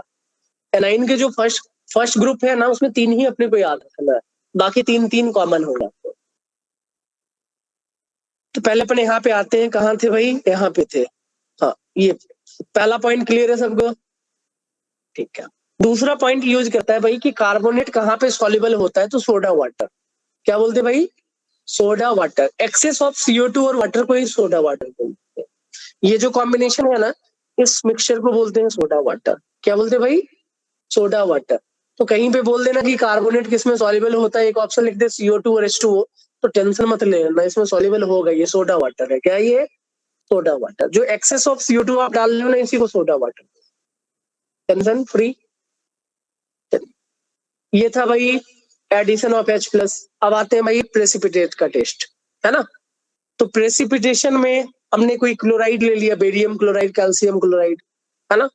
इसका रिएक्शन डबल डिस्प्लेसमेंट हो रहा है, होगा ही होगा भाई, 2 सॉल्ट लिए हैं तो, है ना। इनिशियली जो बेरियम क्लोराइड था ना, ये सॉल्युबल होता है।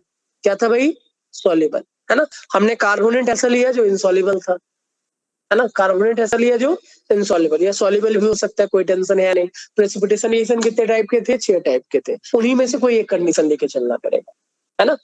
तो ये क्या बनाया भाई, कार्बोनेट। क्या बनाया, कार्बोनेट। क्या बनाया, कार्बोनेट। अभी जस्ट पढ़ा कार्बोनेट में भाई कौन कौन से कार्बोनेट सॉल्युबल थे, अल्कली मेटल और अमोनियम कार्बोनेट, बाकी सब इनसॉल्युबल। प्रोडक्ट क्या बना, बेरियम कार्बोनेट। क्या बोलोगे, इनसॉल्युबल। क्या बना होगा, PPT। क्या बना, PPT। तो अगर व्हाइट कलर का कहीं पे प्रेसिपिटेट बन रहा है ना, अगर व्हाइट कलर का कहीं पे प्रेसिपिटेट बन रहा है, तो हम क्या बोलेंगे भाई, ये कार्बोनेट हो सकता है, कार्बोनेट हो सकता है, क्योंकि फिर से कहाँ चलेंगे, सल्फाइड वाले पे, वो भी क्या कर देता है, व्हाइट पीपीटी बनाता है। तो इसमें भी हम डिफ्रेंशिएट नहीं कर पाए। ठीक है भाई। तो सेकेंड हम बोलेंगे, अगर मान लो कि कार्बोनेट और बाइकार्बोनेट रहा ना, उन दोनों को सेपरेट आउट करने के लिए टेक्निक अपन यूज करेंगे, सेकेंड वाला टेक्निक, प्रेसिपिटेट के बेसिस पे, क्योंकि ऑल बाइकार्बोनेट आर सॉल्युबल। अगर प्रेसिपिटेट बना तो पक्का भाई कार्बोनेट होगा, है ना। पीपीटी अगर नहीं बना तो वो बाइकार्बोनेट था। टेंशन खत्म। सही में, सही में। अब देखना ये पीपीटी कहाँ कहाँ सॉल्युबल होगा, लॉजिक सीखते हैं। तो डाइल्यूट एचसीएल में क्या बनेगा, बेरियम का क्लोराइड। क्या बनेगा, हाँ ये दोनों पीपीटी भाई, है ना, दोनों सेम ही ग्रुप के हैं भाई, अच्छे से देख। Barium calcium alkaline earth metal. अब लास्ट क्लास में पीपीटी में मैंने बताया था कि 4 क्लोराइड जो रहते हैं ना वो सॉल्युबल नहीं होते हैं। पेज पलट के देखो, एक था भाई Pb+2। पेज पलट के देखो, पीपीटी का सेकेंड टाइप या थर्ड टाइप होगा कि 4 ही क्लोराइड हैं जो भाई इनसॉल्युबल होते हैं, बाकी सबके सब सॉल्युबल। देखा, Pb+2 का, Au+2 का, Ag+ का, नहीं दिखा, Hg2+ का, Cu2+2 का। दिखाओ मैं पेज, देख गया क्या क्या है, एक बार रिपीट करना।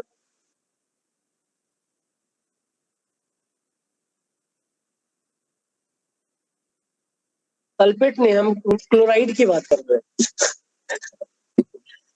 हम क्लोराइड की बात कर रहे हैं, क्लोराइड। देखो, ये 4 इनसॉल्युबल रहते थे, क्या क्या है भाई insoluble, Ag, Pb, Hg, Cu। इसमें पर्टिकुलर ऑक्सीडेशन स्टेट है, ऐसे मत करना।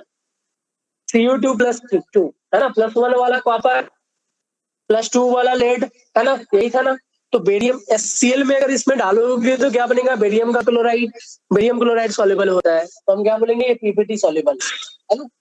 दूसरा HNO3 डालोगे, बेरियम नाइट्रेट, ऑल नाइट्रेट और वाटर सॉल्युबल, सॉल्युबल बन जाएगा, है ना। तो पूछेगा भाई ये पीपीटी किस किस सॉल्यूशन में सॉल्युबल होगा, हमें डबल डिस्प्लेसमेंट करना है, प्रोडक्ट बना के देखना है, वो अगर सॉल्युबल था तो भाई सॉल्युबल रहेगा, है ना। तीसरा भाई एसिटिक एसिड, बेरियम एसिटेट बना, soluble, barium acetate soluble. Soda water में सब कुछ सॉल्युबल है भाई, सोडा वाटर में सब कुछ सॉल्युबल, कोई टेंशन, कोई टेंशन नहीं है, पक्का। भाई कार्बोनेट है तो वही सोडा वाटर वाला एक्सेस डालोगे तो सॉल्युबल हो जाएगा बाइकार्बोनेट बना के। नेक्स्ट अपन आते हैं भाई, टेस्ट विद लेड नाइट्रेट। ये भी पीपीटी पे बेस्ड है, किस पे बेस्ड है, पीपीटी पे बेस्ड है। तो जब हम लेड नाइट्रेट का रिएक्शन कार्बोनेट के साथ करवाते हैं, बनाएगा क्या, lead carbonate. Lead carbonate insoluble होता है, क्यों, एक ही पॉइंट अपन ने देखा, अल्कली मेटल और अमोनियम कार्बोनेट सॉल्युबल था, बाकी सब इनसॉल्युबल, है ना। अब ये भाई किस किस में सॉल्युबल हो सकता है, तो लेड नाइट्रेट सॉल्युबल होगा। लेड क्लोराइड इनसॉल्युबल था, अभी जस्ट मैंने सिखाया आपको याद रखने के लिए। तो ये डाइल्यूट HCl में डिजॉल्व नहीं होगा, डाइल्यूट HCl में डिजॉल्व नहीं होगा। क्यों नहीं हो रहा, लॉजिक समझ में आ रहा है ना सबको, रिलेट करना है भाई, याद नहीं रखना है, रिलेट करना है जो उस टॉपिक को, कि 4 ही ऐसे मेटल सॉल्ट क्लोराइड है जो इनसॉल्युबल होते थे। Pb+2, एक क्या था भाई, Cu+2, देन Ag+, यही था ना, और Au वाला पार्ट। इन 4 को छोड़ के कुछ भी बने ना क्लोराइड, वो सॉल्युबल था। यहाँ पे क्या बनेगा, PbCl2। अगर डाइल्यूट HCl डालोगे क्या बनेगा, PbCl2। Pb+2 का क्लोराइड है, इनसॉल्युबल होगा। तो डाइल्यूट HCl यहाँ से हट गया सॉल्युबिलिटी वाले में। डाइल्यूट HNO3 में ये सॉल्युबल होगा, क्यों, लेड नाइट्रेट बना रहा है, all nitrate are water soluble, है ना। एसिटिक एसिड में एसिटेट बनाएगा, सॉल्युबल होता है ना। अब देखना है लेड का नेचर क्या होता था, एम्फोटेरिक। सब जन की सुनो प्रभु अल्लाह बे भगवान, यही था ना, सब जन की सुनो प्रभु अल्लाह भगवान। ये मेटल क्या है, एम्फोटेरिक। सब जन की सुनो प्रभु अल्लाह भगवान क्या है, एम्फोटेरिक, यही था ना भाई। लेड क्या होता है, ये नेमोनिक्स है भाई, एम्फोटेरिक मेटल का।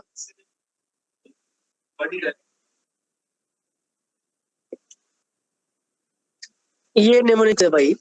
कुछ एलिमेंट और भी यहाँ पे मिसिंग हो जाते हैं भाई, है ना, वो भी आगे पढ़ लेंगे अपन, है ना। ये थोड़ा सा निम्नलिखित याद रखना, सब मतलब भाई सब लोग हो, सब जन, है ना।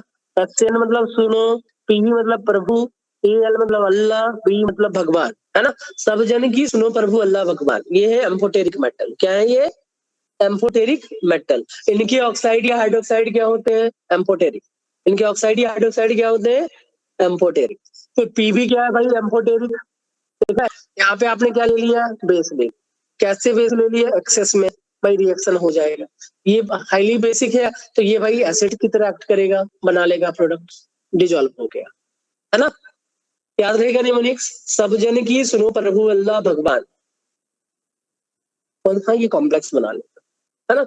और ये सॉल्युबल कॉम्प्लेक्स बनाता है हाइड्रोक्साइड के फॉर्म। नीचे मैंने रिएक्शन में लिख दिया कि कैसे बनता है ना।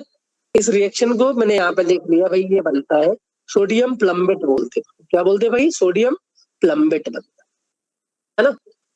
प्लम्बेट और प्लम्बिक, लेड का ऑक्सीडेशन स्टेट प्लस का 2 दिख रहा होगा, दिखा भाई, दिख रहा है ना। अरे बोल तो हाँ या ना। तो NaOH के साथ भाई ये लेड वाला जो है ना कार्बोनेट, ये सॉल्युबल हो जाता है ना। बाकी यहाँ पे HCl के साथ यूज अपन नहीं करेंगे। सोडा वाटर में भी ये सॉल्युबल नहीं होगा क्योंकि कार्बोनेट नहीं है। क्लियर, कोई दिक्कत कहाँ पे। और में इसी को लिखने का ऐसा तरीका है, वाटर मॉलिक्यूल्स को बाहर लिख देता है ना। जैसे सोडियम मेटा एल्यूमिनेट, कहीं पे लिखा मिलेगा आपको NaLO2, कहीं पे कॉम्प्लेक्स के फॉर्म में लिखा मिलेगा NaAlOH का होल थ्राइस, और बाहर एक और .2H2O लिखना, हाँ? दोनों सही है।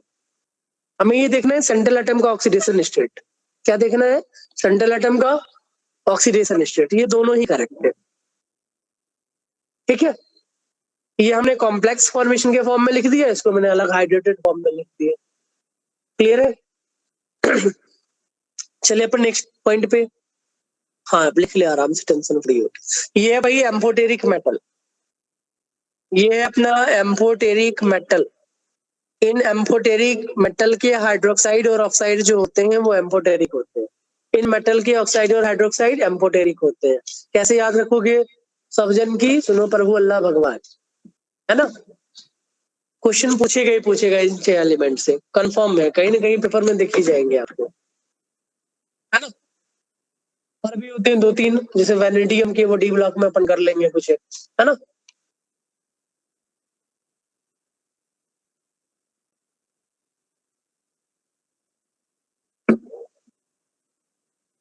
देखो नीचे लिखा हुआ, जो जो बच गया नहीं स्ट्रिक में नहीं है, वो नीचे लिखा हुआ देखना, है ना।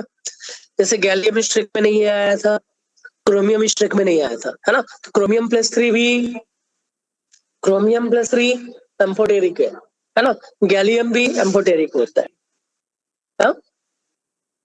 एस में भी एम्फोटेरिक हो जाता है। Sv+3 भी, Sv तो ऊपर दिख ही रहा होगा आपको सब जन में, है ना। इसमें जो कॉमन नहीं था ना, मैंने उसको लिख दिया। अब ये मेटल मेटल की क्यों बात कर रहे हैं अपन, कि भाई अपन मेटल के रिगार्डिंग ही रिएक्शन कर रहे हैं सॉल्ट में, इसलिए अपन ने यहाँ पे ये लिख दिया, है ना। वैनेडियम के भी कुछ कंपाउंड एम्फोटेरिक होते हैं, वैनेडियम, हाँ। यूनिवर्सिटी में क्वेश्चन पूछा गया जेईई मेंस में कि how many of the following compounds are amphoteric, करके आना, वैनेडियम का था।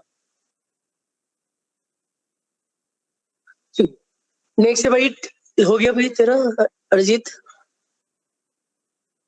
नेक्स्ट है भाई AgNO3। AgNO3 के साथ भी क्या बनाएगा, PPT। क्यों, कि भाई सिल्वर कार्बोनेट PPT था, है ना। 2 ही टाइप के कार्बोनेट सॉल्युबल थे। अब इनका अगर हम कहीं पे लेके चले ना भाई, ये किस किस में सॉल्युबल होगा, तो AgCl PPT डाइल्यूट HCl में ये डिजॉल्व नहीं होगा। नाइट्रेट, हर एक नाइट्रेट सॉल्युबल होता है भाई, है ना। तो HNO3 में तो डिजॉल्व होंगे ही होंगे, है ना। अब देखना है यहाँ पे अमोनिया, कुछ समझ में आ रहा है, ऑर्गेनिक में भी पढ़ के आए होंगे, टॉलेंस रिएजेंट आया। तो Ag अमोनिया के साथ क्या बना लेता है, टॉलेंस रिएजेंट। ये क्या था भाई, सॉल्युबल। क्या था ये, सॉल्युबल। तो अमोनिया में ना Ag का सॉल्ट जो होता है वो सॉल्युबल होता है, सॉल्युबल होता है। क्यों, ये है अपना टॉलेंस रिएजेंट। क्या है भाई, टॉलेंस रिएजेंट। कोई टेंशन नहीं है ना। साइनाइड में भी ना ये पढ़ोगे आप मेटलर्जी में, कहाँ पढ़ेंगे, मेटलर्जी में, है ना। मेटलर्जी में जब साइनाइड प्रोसेस करते हैं ना, तो AgCN2 बनाता है। साइनाइड प्रोसेस याद है कुछ, थोड़ा बहुत याद है। क्या बनाता है भाई, AgCN2। ये भी क्या होता है, वाटर सॉल्युबल होता है। ये मेटलर्जी एडवांस में तो है ना, मेंस में नहीं है, एडवांस में है, तो करना तो पड़ेगा थोड़ा बहुत। तो AgCN2 ये भाई क्या है, साइनाइड। दिक्कत है कुछ यहाँ पे, कोई दिक्कत है। इसमें छूट नहीं रहा, अभी सब करेंगे। मेटलर्जी इसी फेज में है अपना। हाँ, मेटलर्जी के लिए 4 घंटा अलॉटेड है, पढ़ाना है। नहीं होगा, लेकिन 4 घंटे अलॉटेड है, एक्स्ट्रा तो लेना ही पड़ेगा भाई, है ना। हवा में तो नहीं आता मेरे को पढ़ाने। ठीक है, चलिए आगे चले, चले आगे। कुछ कंफ्यूजन? आइए आते हैं भाई, ये समझना है।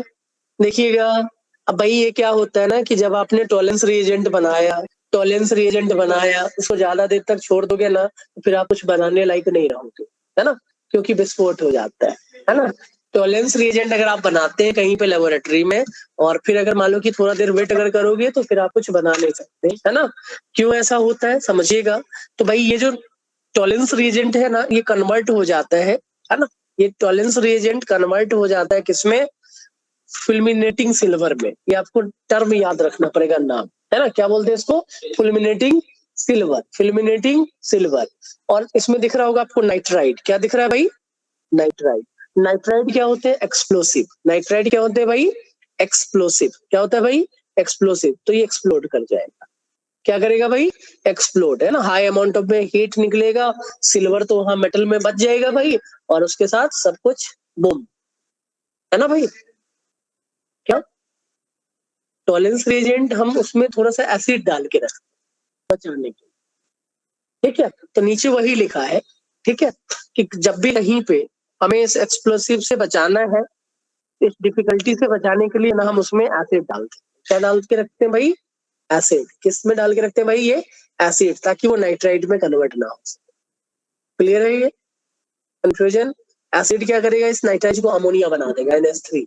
तो NH3 एक्सप्लोसिव नहीं था, है ना। बाकी नाइट्राइड, सिल्वर नाइट्राइड एक्सप्लोसिव होता है। क्लियर है ये भाई? क्लियर है। इस क्वेश्चन पे एडवांस में पैराग्राफ पूछा गया। क्या पूछा गया भाई? पैराग्राफ टाइप के क्वेश्चन इस टाइप के पूछे जाते हैं। क्लियर? पैराग्राफ में तो एक साथ 3 क्वेश्चन रहता है ना भाई, है ना। पैराग्राफ में एक साथ कितने क्वेश्चन रहते हैं? 3 क्वेश्चन रहते हैं, है ना। कौन सा साल देखना पड़ेगा भाई, पहले बहुत पहले पूछा गया था। एक एक पार्ट तो पूछते रहता है इस कंसेप्ट का, है ना। हाँ, पुराना वाला भी होगा। यहाँ नहीं, घर पे चाहिए तेरे को? जब आओगे तब ले लेना, बोल देना, ठीक है। अभी नया वाला भी एक दे गया, वो भी लेना तो ले लेना आज। पूरा लेके चले जाना, क्या टेंशन है। नहीं, हम 3-4 पब्लिकेशन दे गए, हम तो किसी एक से ही भरेंगे ना। तो एक ऊपर रखा होगा, जो होगा आके ले लेना आज ही क्लास के बाद। तो ये भाई समझिएगा। अब अगर मान लो कि कहीं पे एक्सेस ऑफ रिएजेंट यूज कर लोगे ना, तो एक्सेस ऑफ रिएजेंट में हमारा प्रोडक्ट क्या मिलता है? Ag2O मिलता है ना। ये Ag2O का या तो येलो पीपीटी मिलेगा या फिर ब्राउन प्रेसिपिटेट मिलता है। अब इसमें समझना है कि 2 टाइप के रिएक्शन कहीं कहीं टर्म लिखा रहता है, एक्वस सस्पेंशन और ड्राई सस्पेंशन, है ना। भाई पीपीटी जो बना है, और यहाँ पे ब्राउन ही थोड़ा हीट कर दिया ना, तो कलर होता है फेड हो गया। कलर क्या हो गया? फेड हो गया। तो क्या मिलेगा अपने को? ब्राउन पीपीटी में, है ना। अब समझिएगा इस पॉइंट को कि भाई 2 टर्म लिखा मिलेगा, एक्वस सस्पेंशन और ड्राई मतलब टेम्परेचर बहुत ज्यादा, सारा पानी निकल गया होगा, है ना। क्या बोलेंगे भाई? ड्राई। तो ड्राई के लिए हम क्या लिखते हैं? टेम्परेचर, ज्यादा टेम्परेचर दोगे तभी सारा पानी निकलेगा भाई, है ना। तो अगर temperature greater than 300 degree C रहे ना, तो इसको ड्राई सस्पेंशन बोलते हैं। और ये जो कंपाउंड था ना, ये भी ब्रेक हो जाएगा, है ना। क्या मिला अपने को? Metallic silver. और हाई हीट था तो सिल्वर के ऊपर ब्लैक कलर का लेयर चढ़ गया हीट होने से, मेटालिक ब्लैक। क्या बोलते हैं भाई? ये मेटालिक ब्लैक। अगर टेम्परेचर लेस देन 100 रहे ना, तो अभी एक स्टेज में ही सस्पेंशन करवा रहे हो, है ना। हीट किया, थोड़ा सा पानी निकला, जितना भी पीपीटी नीचे सेटल डाउन हो गया। तो यहाँ पे जो प्रोडक्ट मिलता है Ag2O, ये ब्राउन था। इसको भी थोड़ा सा हीट किया है ना, इसलिए सिल्वरिश व्हाइट किसमें कन्वर्ट हो जाता है? ब्राउन में। ज्यादा हीट कर दोगे तो किसमें कन्वर्ट हो जाएगा? ब्लैक। क्लियर? कोई टेंशन?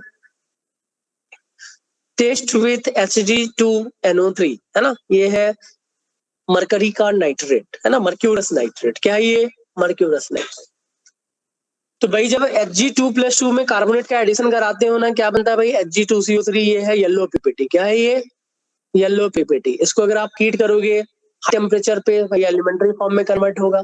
अब एक फंडा याद रखना कि Hg2+2 कहीं भी मिले ना, हीट करोगे ये डिस्प्रोपोर्शनेशन करता है। क्या करता है भाई, तो +1 से कहा जाएगा 0 और प्लस के 2 में। इसमें ऑक्सीडेशन स्टेट मरकरी का दिख रहा होगा आपको, प्लस का 1 दिखा भाई, ये कहाँ जा रहा है 0 और यहाँ पे प्लस के 2 में।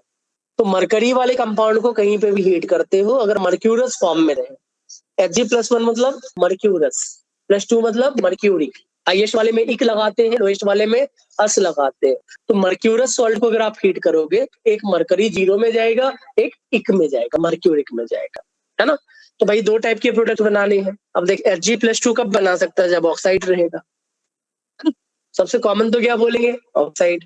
कहीं पे कार्बोनेट है तो ऑक्साइड ही मिलेगा, जहाँ पे सल्फर है तो सल्फाइड मिलता है। क्या मिलता है वहां पे, सल्फाइड, तो वो ब्लैक होता है, उसमें ब्लैक मिलता है। ऑक्साइड येलो है, सल्फाइड ब्लैक। जितने भी सल्फाइड है वो सब ब्लैक या येलो कलर के रहते हैं, आगे पर डिस्कस करने वाले, है ना। तो ये मिला भाई Hg ब्लैक और एक मिला Hg येलो, HgO में CO2 निकल गया, है ना। अब यहाँ पे एक पॉइंट और समझना है, ये मर्क्यूरस था, अब हमने HgCl2 यूज कर लिया, ये मर्क्यूरिक है। क्या है ये भाई, मर्क्यूरिक। क्या है ये, मर्क्यूरिक, है ना। तो मर्क्यूरिक में ना हमारा जो प्रोडक्ट मिला ना, वो रेडिश ब्राउन कलर का प्रेसिपिटेट बनाया था, और इसी रेडिश ब्राउन को बोलते हैं बेसिक मरकरी कार्बोनेट। क्या बोलते हैं भाई, बेसिक मरकरी कार्बोनेट। लॉजिक सीखना है। आपने कोरोजन पढ़ा होगा कॉपर का बचपन में, ग्रीन कलर का बेसिक कॉपर कार्बोनेट बनता था। फॉर्मूला क्या था, CuCO3.CuH का होल ट्वाइस, है ना। बट यहाँ पे जो फॉर्मूला दिख रहा होगा ना, इस पे थोड़ा सा कंसंट्रेट करिएगा, HgO है और हमने इसको बेसिक बोला है ना। क्यों बोला है, क्यों बोला है भाई, कुछ ऐसे मेटल हैं जो हाइड्रोक्साइड कभी बना ही नहीं पाते, कुछ ऐसे मेटल हैं जो कभी हाइड्रोक्साइड का फॉर्मेशन नहीं कर पाते हैं। वो रहे यहाँ पे लिखा हुआ, देखना। अच्छा, इसे येलो ग्रीन पे ग्रीन नहीं समझ में आएगा। ये मेटल कभी भी हाइड्रोक्साइड का फॉर्मेशन नहीं कर पाते हैं, तो इनके ऑक्साइड को ही बेसिक बोल देते हैं, है ना। अगर कहीं पे Au, Ag या Hg रहे तो ये ऐसे मेटल हैं जो हाइड्रोक्साइड का फॉर्मेशन नहीं कर पाते हैं, तो इनके केस में ऑक्साइड ही दिखे ना आपको, तो ऑक्साइड को ही आप क्या बोल दोगे, बेसिक, है ना। तो इस कंपाउंड को बोला जाता है बेसिक मरकरी कार्बोनेट। क्या बोलते हैं भाई, पूछा जाएगा बेसिक मरकरी कार्बोनेट का फॉर्मूला क्या होगा, HgO। ऑप्शन में देगा HgOH का होल ट्वाइस ऑप्शन में देगा HgOH का होल ट्वाइस, है ना। तो यहाँ से क्या बोलोगे भाई, हाँ HgO रहे ना। अब ये ऐसा क्यों है, तो इसका लॉजिक अपन ने सीख लिया। बाकी हर जगह और बेसिक बोले तो भाई बेसिक हाइड्रोक्साइड के फॉर्म में रहना चाहिए ना, यहाँ है नहीं। जैसे कॉपर कार्बोनेट को बेसिक कॉपर कार्बोनेट, CuCO3.CuH का होल ट्वाइस था। अब एक पॉइंट और समझते हैं भाई, देखना, कार्बोनेट का जो एक्वा सॉल्यूशन होता है ना, वो बेसिक होता है। क्या होता है भाई, basic. Aqua solution of carbonate is a basic, है ना। बट जो प्रोडक्ट मिला ना, इसमें क्या दिख रहा होगा आपको, H+। क्या मिला, H+। तो बेसिक जो सॉल्यूशन है ना, वो किसमें कन्वर्ट होता है, एसिडिक में। किसमें कन्वर्ट हुआ, एसिडिक में। एक्वस सॉल्यूशन ऑफ कॉपर या कोई भी कार्बोनेट लेके चलते हैं, ये क्या होता है भाई, बेसिक होता है ना। Aqueous solution of carbonate is a basic. Weak acid है तो भाई स्ट्रॉन्ग बेस के साथ ही सॉल्ट बनाया होगा ना, सिंपल लॉजिक समझना है। क्या है भाई, बेसिक है। और प्रोडक्ट क्या मिला अपने को, एसिडिक। कितने जितने H+ दिख रहे होंगे, बहुत ज्यादा, है ना। तो इसमें ड्रास्टिक चेंज इन पीएच आता है। क्या पूछा जाएगा भाई, ड्रास्टिक चेंज इन पीएच, मतलब सॉल्यूशन बेसिक से एसिडिक हो गया, सॉल्यूशन बेसिक से एसिडिक हो गया। पहला पॉइंट मैंने एक्सप्लेन किया, बेसिक क्यों होता है, कोई टेंशन तो नहीं होना चाहिए। लैंग्वेज है, बस एक पॉइंट को रिलेट करोगे सबको समझ में आ जाएगा, है ना। अगर एक्सेस ऑफ कार्बोनेट लोगे तो ये बफर की तरह एक्ट करेगा। क्यों, बफर क्या होता था, जो पीएच चेंज को नेगलेक्ट करे। CO3 बढ़ा दोगे, बेसिक नेचर बढ़ गया, H+ का कंसंट्रेशन कम, घट जाएगा। क्या बोलेंगे, चेंज इन पीएच ज्यादा नहीं दिखा, है ना। तो ये फंडा याद रखना है। HgCl2 पे अपन ने 5 स्टार लगाया था, 5 पॉइंट भी लिखा है मैंने, है ना। एक रिएक्शन 4 नोट के, एक रिएक्शन 4 नोट के। तो HgCl2 का रिएक्शन अपने को थोड़ा अच्छे से समझ में आना चाहिए। आयनिक इक्विलिब्रियम का फंडा यहाँ पे यूज हो रहा है, ठीक है। नेक्स्ट है भाई, कॉपर सल्फेट के साथ क्या बनाएगा, बेसिक कॉपर कार्बोनेट। कोई टेंशन तो नहीं होना चाहिए। जल्दी जल्दी और खत्म कर टाइम। एक और कर दे, बाइकार्बोनेट भी खत्म कर दूं, 5 मिनट में हो जाएगा। देखिएगा बाइकार्बोनेट के लिए फंडा क्या था, ऑल बाइकार्बोनेट आर सॉल्युबल। आप ही लोग बताते चलोगे एक्सेप्ट सोडियम बाइकार्बोनेट। ये क्या होता है भाई, एस्पेरिंगली सॉल्युबल, है ना। अब इसमें देख, एस्पेरिंगली सॉल्युबल, लिथियम बाइकार्बोनेट जो रहता है ना, ये सॉल्यूशन फेज में एग्जिस्ट करता है, बाकी सब सॉलिड है। क्यों, वही फंडा भाई, सब आयनिक है, ये कोवैलेंट कैरेक्टर है ना, कोवैलेंट में बॉन्ड स्ट्रेंथ थोड़ा कम है, क्या बनाएगा, सॉल्यूशन फेज, है ना। बाकी सब सॉलिड फेज, बाकी सब सॉलिड। कोई टेंशन, कोई टेंशन। अब देखना, समझना है। आपसे ये पूछा जाता है कि अल्कली मेटल बाइकार्बोनेट जो होते हैं ना, वो less soluble than alkali metal carbonate होते हैं। Alkali metal bicarbonate are, reason assertion में पूछ लेगा ये स्टेटमेंट, है ना, कि alkali metal bicarbonate are less soluble than alkali metal carbonate. क्यों, क्यों भाई, इसमें ऑलरेडी हाइड्रोजन बॉन्ड दिख रहा है ना, इंट्रामोलिकुलर हाइड्रोजन बॉन्ड। क्या हो गया भाई, इंट्रामोलिकुलर हाइड्रोजन बॉन्ड। तो इंटरमोलिकुलर कम हो जाएगा, सॉल्युबिलिटी कम हो गया। कहाँ पढ़े थे, केमिकल बॉन्डिंग में, हाइड्रोजन बॉन्डिंग। ज्यादा डिफरेंस नहीं आएगा, बट वो ज्यादा सॉल्युबल होता है, ये कम सॉल्युबल। हेलो, पूरा पानी पी लो, बॉन्ड बनाने के नाम पे सो गए। चलिए, सेकेंड है टेस्ट विद एसिड, है ना, वही सेम, ब्रिस्क एफर्वेसेंस। कैसे आइडेंटिफाई करते थे, brisk. Lime water test same as carbonate, मैंने ज्यादा लिखा नहीं, है ना, समझने के लिए सेम वही सब है। इनिशियली क्या बनेगा भाई, कार्बोनेट, एक्सेस में डालोगे क्या बन जाएगा, मिल्कीनेस डिसअपियर। कोई दिक्कत है, इवन पीपीटी रिएक्शन भी सेम है भाई मेरे, कोई टेंशन नहीं है ना। क्या बनेगा, सॉल्युबल। वहां पे क्या था, इनसॉल्युबल, वहां पे क्या था, इनसॉल्युबल। तो हम कार्बोनेट और बाइकार्बोनेट को डिफरेंशिएट कैसे करेंगे, इसी के बेसिस पे। डिफरेंशिएट कैसे करते हैं, BaCl2 CaCl2 डाल के। अगर पीपीटी बना तो वो ऑलवेज कार्बोनेट होगा, अगर नहीं बना तो हम क्या बोल सकते हैं भाई, बाइकार्बोनेट। टेंशन, अरिजीत को आ गया टेंशन। बाइकार्बोनेट में ये सॉल्युबल बना, है ना, उसमें क्या बनना था, बेरियम कार्बोनेट। सारे कार्बोनेट सॉल्युबल नहीं होते, इनसॉल्युबल थे, है ना। अल्कली मेटल कार्बोनेट और अमोनियम कार्बोनेट ही सॉल्युबल था, बाकी सब इनसॉल्युबल। और बाइकार्बोनेट सबके सब सॉल्युबल है। तो एक में पीपीटी बनेगा, एक में नहीं बनेगा, पहचान में आ जाएगा भाई क्या था क्या नहीं था। ठीक, चलिए, अगर हम मान लें कि बाइकार्बोनेट से कार्बोनेट का टेस्ट करना है, तो हाई टेम्परेचर पे अगर रिएक्शन करवाओगे ना, तो जो भी कार्बोनेट टेस्ट दे रहा था ना, सब कुछ बाइकार्बोनेट दे देगा, क्योंकि at high temperature bicarbonate is converted into carbonate ion. कोई टेंशन खत्म, टेंशन है भाई, टेंशन, टेंशन खत्म नहीं हुआ, हो जाएगा धीरे धीरे। नेक्स्ट है टेस्ट विद अमोनियम हाइड्रोक्साइड, है ना, फॉलोड बाय MgCl2। अब लॉजिक समझिएगा कि भाई ये जो नोट का ही पॉइंट है, नोट के ही पॉइंट है कि भाई बाइकार्बोनेट कार्बोनेट टेस्ट कैसे दे सकता है। तो पहला फंडा अपन ने लिखा बॉयल करके, पहला फंडा क्या लिखा, बॉयल करके। दूसरा फंडा लिखा अपन ने, इसके साथ अगर करवा दो तो ये कार्बोनेट टेस्ट देने लगेगा। बाइकार्बोनेट का रिएक्शन हमने किसके साथ करवाया, ammonium hydroxide. Ammonium hydroxide is a mixture of ammonia and water, है ना, एक बेसिक है एक एसिडिक है। बाइकार्बोनेट में H+ दिख रहा होगा आपको, है ना, तो ये H+ देगा, ये अमोनिया ले लेगा भाई, एक बेस एक एसिड। रिएक्शन क्या हुआ, एसिड बेस। रिएक्शन क्या हुआ, एसिड बेस। क्या बना, अमोनियम आयन। क्या बना, अमोनियम, साथ में कार्बोनेट, साथ में H2। अब इस कार्बोनेट में हम क्या डालेंगे, MgCl2। क्या बना लिया, व्हाइट पीपीटी कार्बोनेट का, है ना। लॉजिक क्लियर है। तो बाइकार्बोनेट से अगर मेरे को कार्बोनेट टेस्ट ऑब्टेन करना है, हम क्या करेंगे भाई, उसमें अमोनियम सॉल्ट, अमोनियम हाइड्रोक्साइड डाल देंगे, कन्वर्ट हो जाएगा वो कार्बोनेट में। कोई भी सॉल्ट, क्लोराइड सॉल्ट डाल के चेक कर लेना, है ना, दिख जाएगा अपने को पीपीटी। अब डिस्टिंक्शन का फंडा वही है ना। क्या बनाना भाई अपने को, पीपीटी। क्या बनाना, पीपीटी। एक डब्बा था, डब्बे में 2 सॉल्ट दिया आपको, 2 पुड़िया, है ना, दोनों पुड़िया को पानी में आपने डाल दिया, है ना। अब हमें क्या करना भाई, चेक करना था किस ऑर्डर में क्या है। हमने क्या डाला उसमें, BaCl2 डाल, है ना। क्या डाला भाई, BaCl2। अगर बेरियम का बाइकार्बोनेट बनेगा, सॉल्युबल था, है ना, बेरियम का कार्बोनेट बनेगा, इनसॉल्युबल था, है ना। अगर व्हाइट पीपीटी बना तो हम क्या बोलेंगे भाई, पक्का ये क्या है, कार्बोनेट है, पक्का ये कार्बोनेट है ना। हम उसको फिल्टर कर लिए, फिल्टर सॉलिड को निकाल दिए, अभी भी सॉल्यूशन है ना। अब हम उसको क्या करेंगे, या तो बॉयल कर लो या फिर NH4OH कर लो, फिर से पीपीटी मिल जाएगा। डेट मीन्स वो बाइकार्बोनेट था। अगर इन दोनों में से नहीं दिया तो वो बाइकार्बोनेट नहीं होगी, कुछ और हो सकता है। टेंशन फ्री, पहला डिस्टिंक्शन क्लियर है ये। दूसरा है और भी आसान, एक्वस कार्बोनेट के लिए हमने क्या बोला, बेसिक होता है ना। हम फिनोल्फथालीन डालते हैं, फिनोल्फथालीन एसिडिक मीडियम में कलरलेस, बेसिक मीडियम में पिंक हो गया। अगर पिंक हो गया तो वो कार्बोनेट है ना, पिंक हो गया तो वो कार्बोनेट है।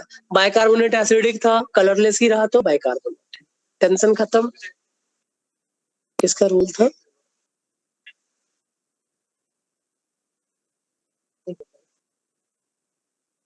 याद रखिएगा। एक पिंक है, वहां पे ऑरेंज ऑरेंज रेड में कन्वर्ट हो जाता है, ऐसे येलो में कन्वर्ट हो जाता है। किसका, न्यूट्रल में जो एसिड का कलर रहता है वही रहता है भाई। आयनिक इक्विलिब्रियम में अपन ने किया था, इसको डिसोसिएट किए थे। ये क्या भाई, वीक एसिड।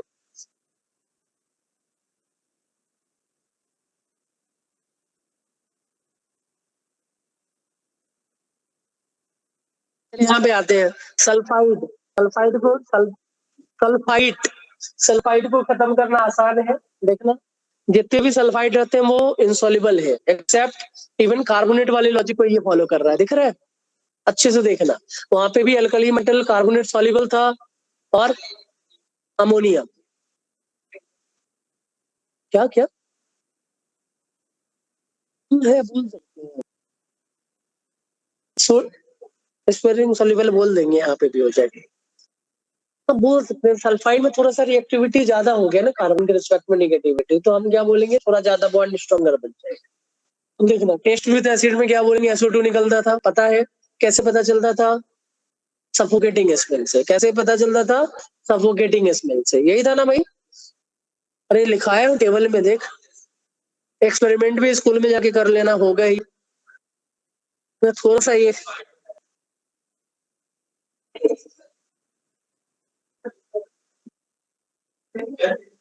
अरे जो एयर खोल के छोड़ देगा तो हो जाता है।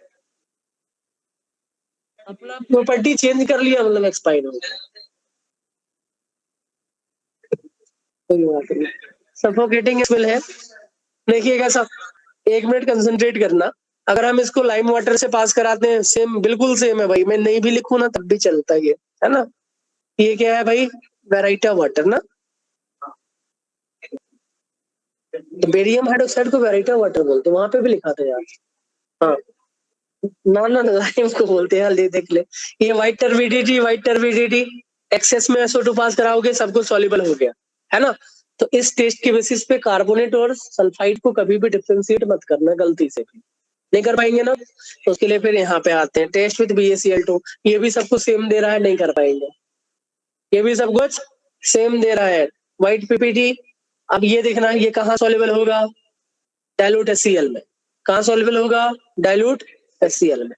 ये कहाँ पे सॉल्युबल होगा, डाइल्यूट HNO3, डाइल्यूट HNO3 में।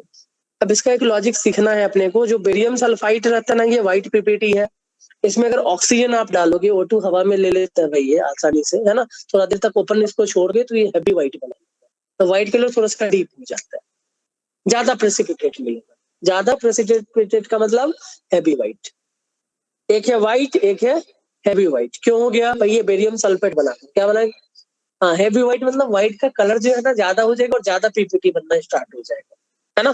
क्यों, सल्फेट बनाता है, सल्फाइड से सल्फेट, सल्फेट और अच्छा पीपीटी।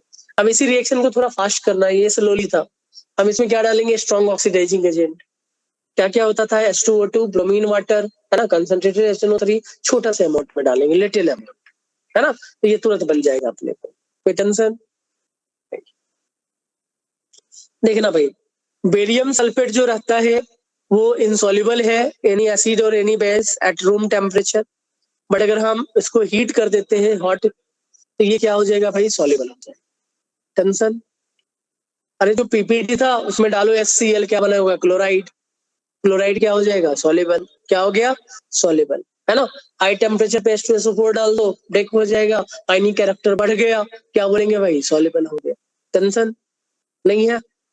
एक और करवा दो, नहीं करवाते। इसी को कंप्लीट कर ले, इतना ही है बस, इस पेज तक कर ले, नेक्स्ट डे। चलो भाई, आप लोग क्या करना ना, इसको नोट डाउन करके लाना है ना, या प्रिंट आउट निकाल लेना। मैं नोट्स फिर से भेज देता हूँ, मैं इस नोट्स को फिर से सेंड कर देता हूँ, आप लोग प्रिंट आउट या नोट्स लेके बैठना। मैं जो भी एडिट कर रहा हूँ ना इस पीडीएफ में, वो आप खुद की लैंग्वेज में एडिट करोगे तो ज्यादा समझ में आएगा, शायद मेरे को जैसा लग रहा है। थर्सडे को तो क्लास रहेगा, थर्सडे को टॉपिक खत्म हो जाएगा। क्या भाई सात्विक,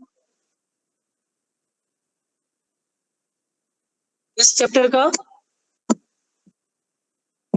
हाँ एनसीईआरटी में जो भी पॉइंट लिखा है ना वो शॉर्ट फॉर्म में लिखा है, मैंने उसको यहाँ पे पूरे और डिटेल में लिख दिया है, ठीक है। तो आप एक बार नोट्स अच्छे से रिवाइज कर लीजिएगा और फिर पीवाईक्यू सॉल्व करना मस्ट है आपके, क्योंकि 2 क्वेश्चन डायरेक्ट पूछा जाता है भाई, तो इम्पोर्टेंट तो होगा ही नहीं ये चैप्टर। आपको मिलते हैं फिर अपन नेक्स्ट क्लास में, बाय बाय। मैं देख लूंगा, अभी देख लूंगा।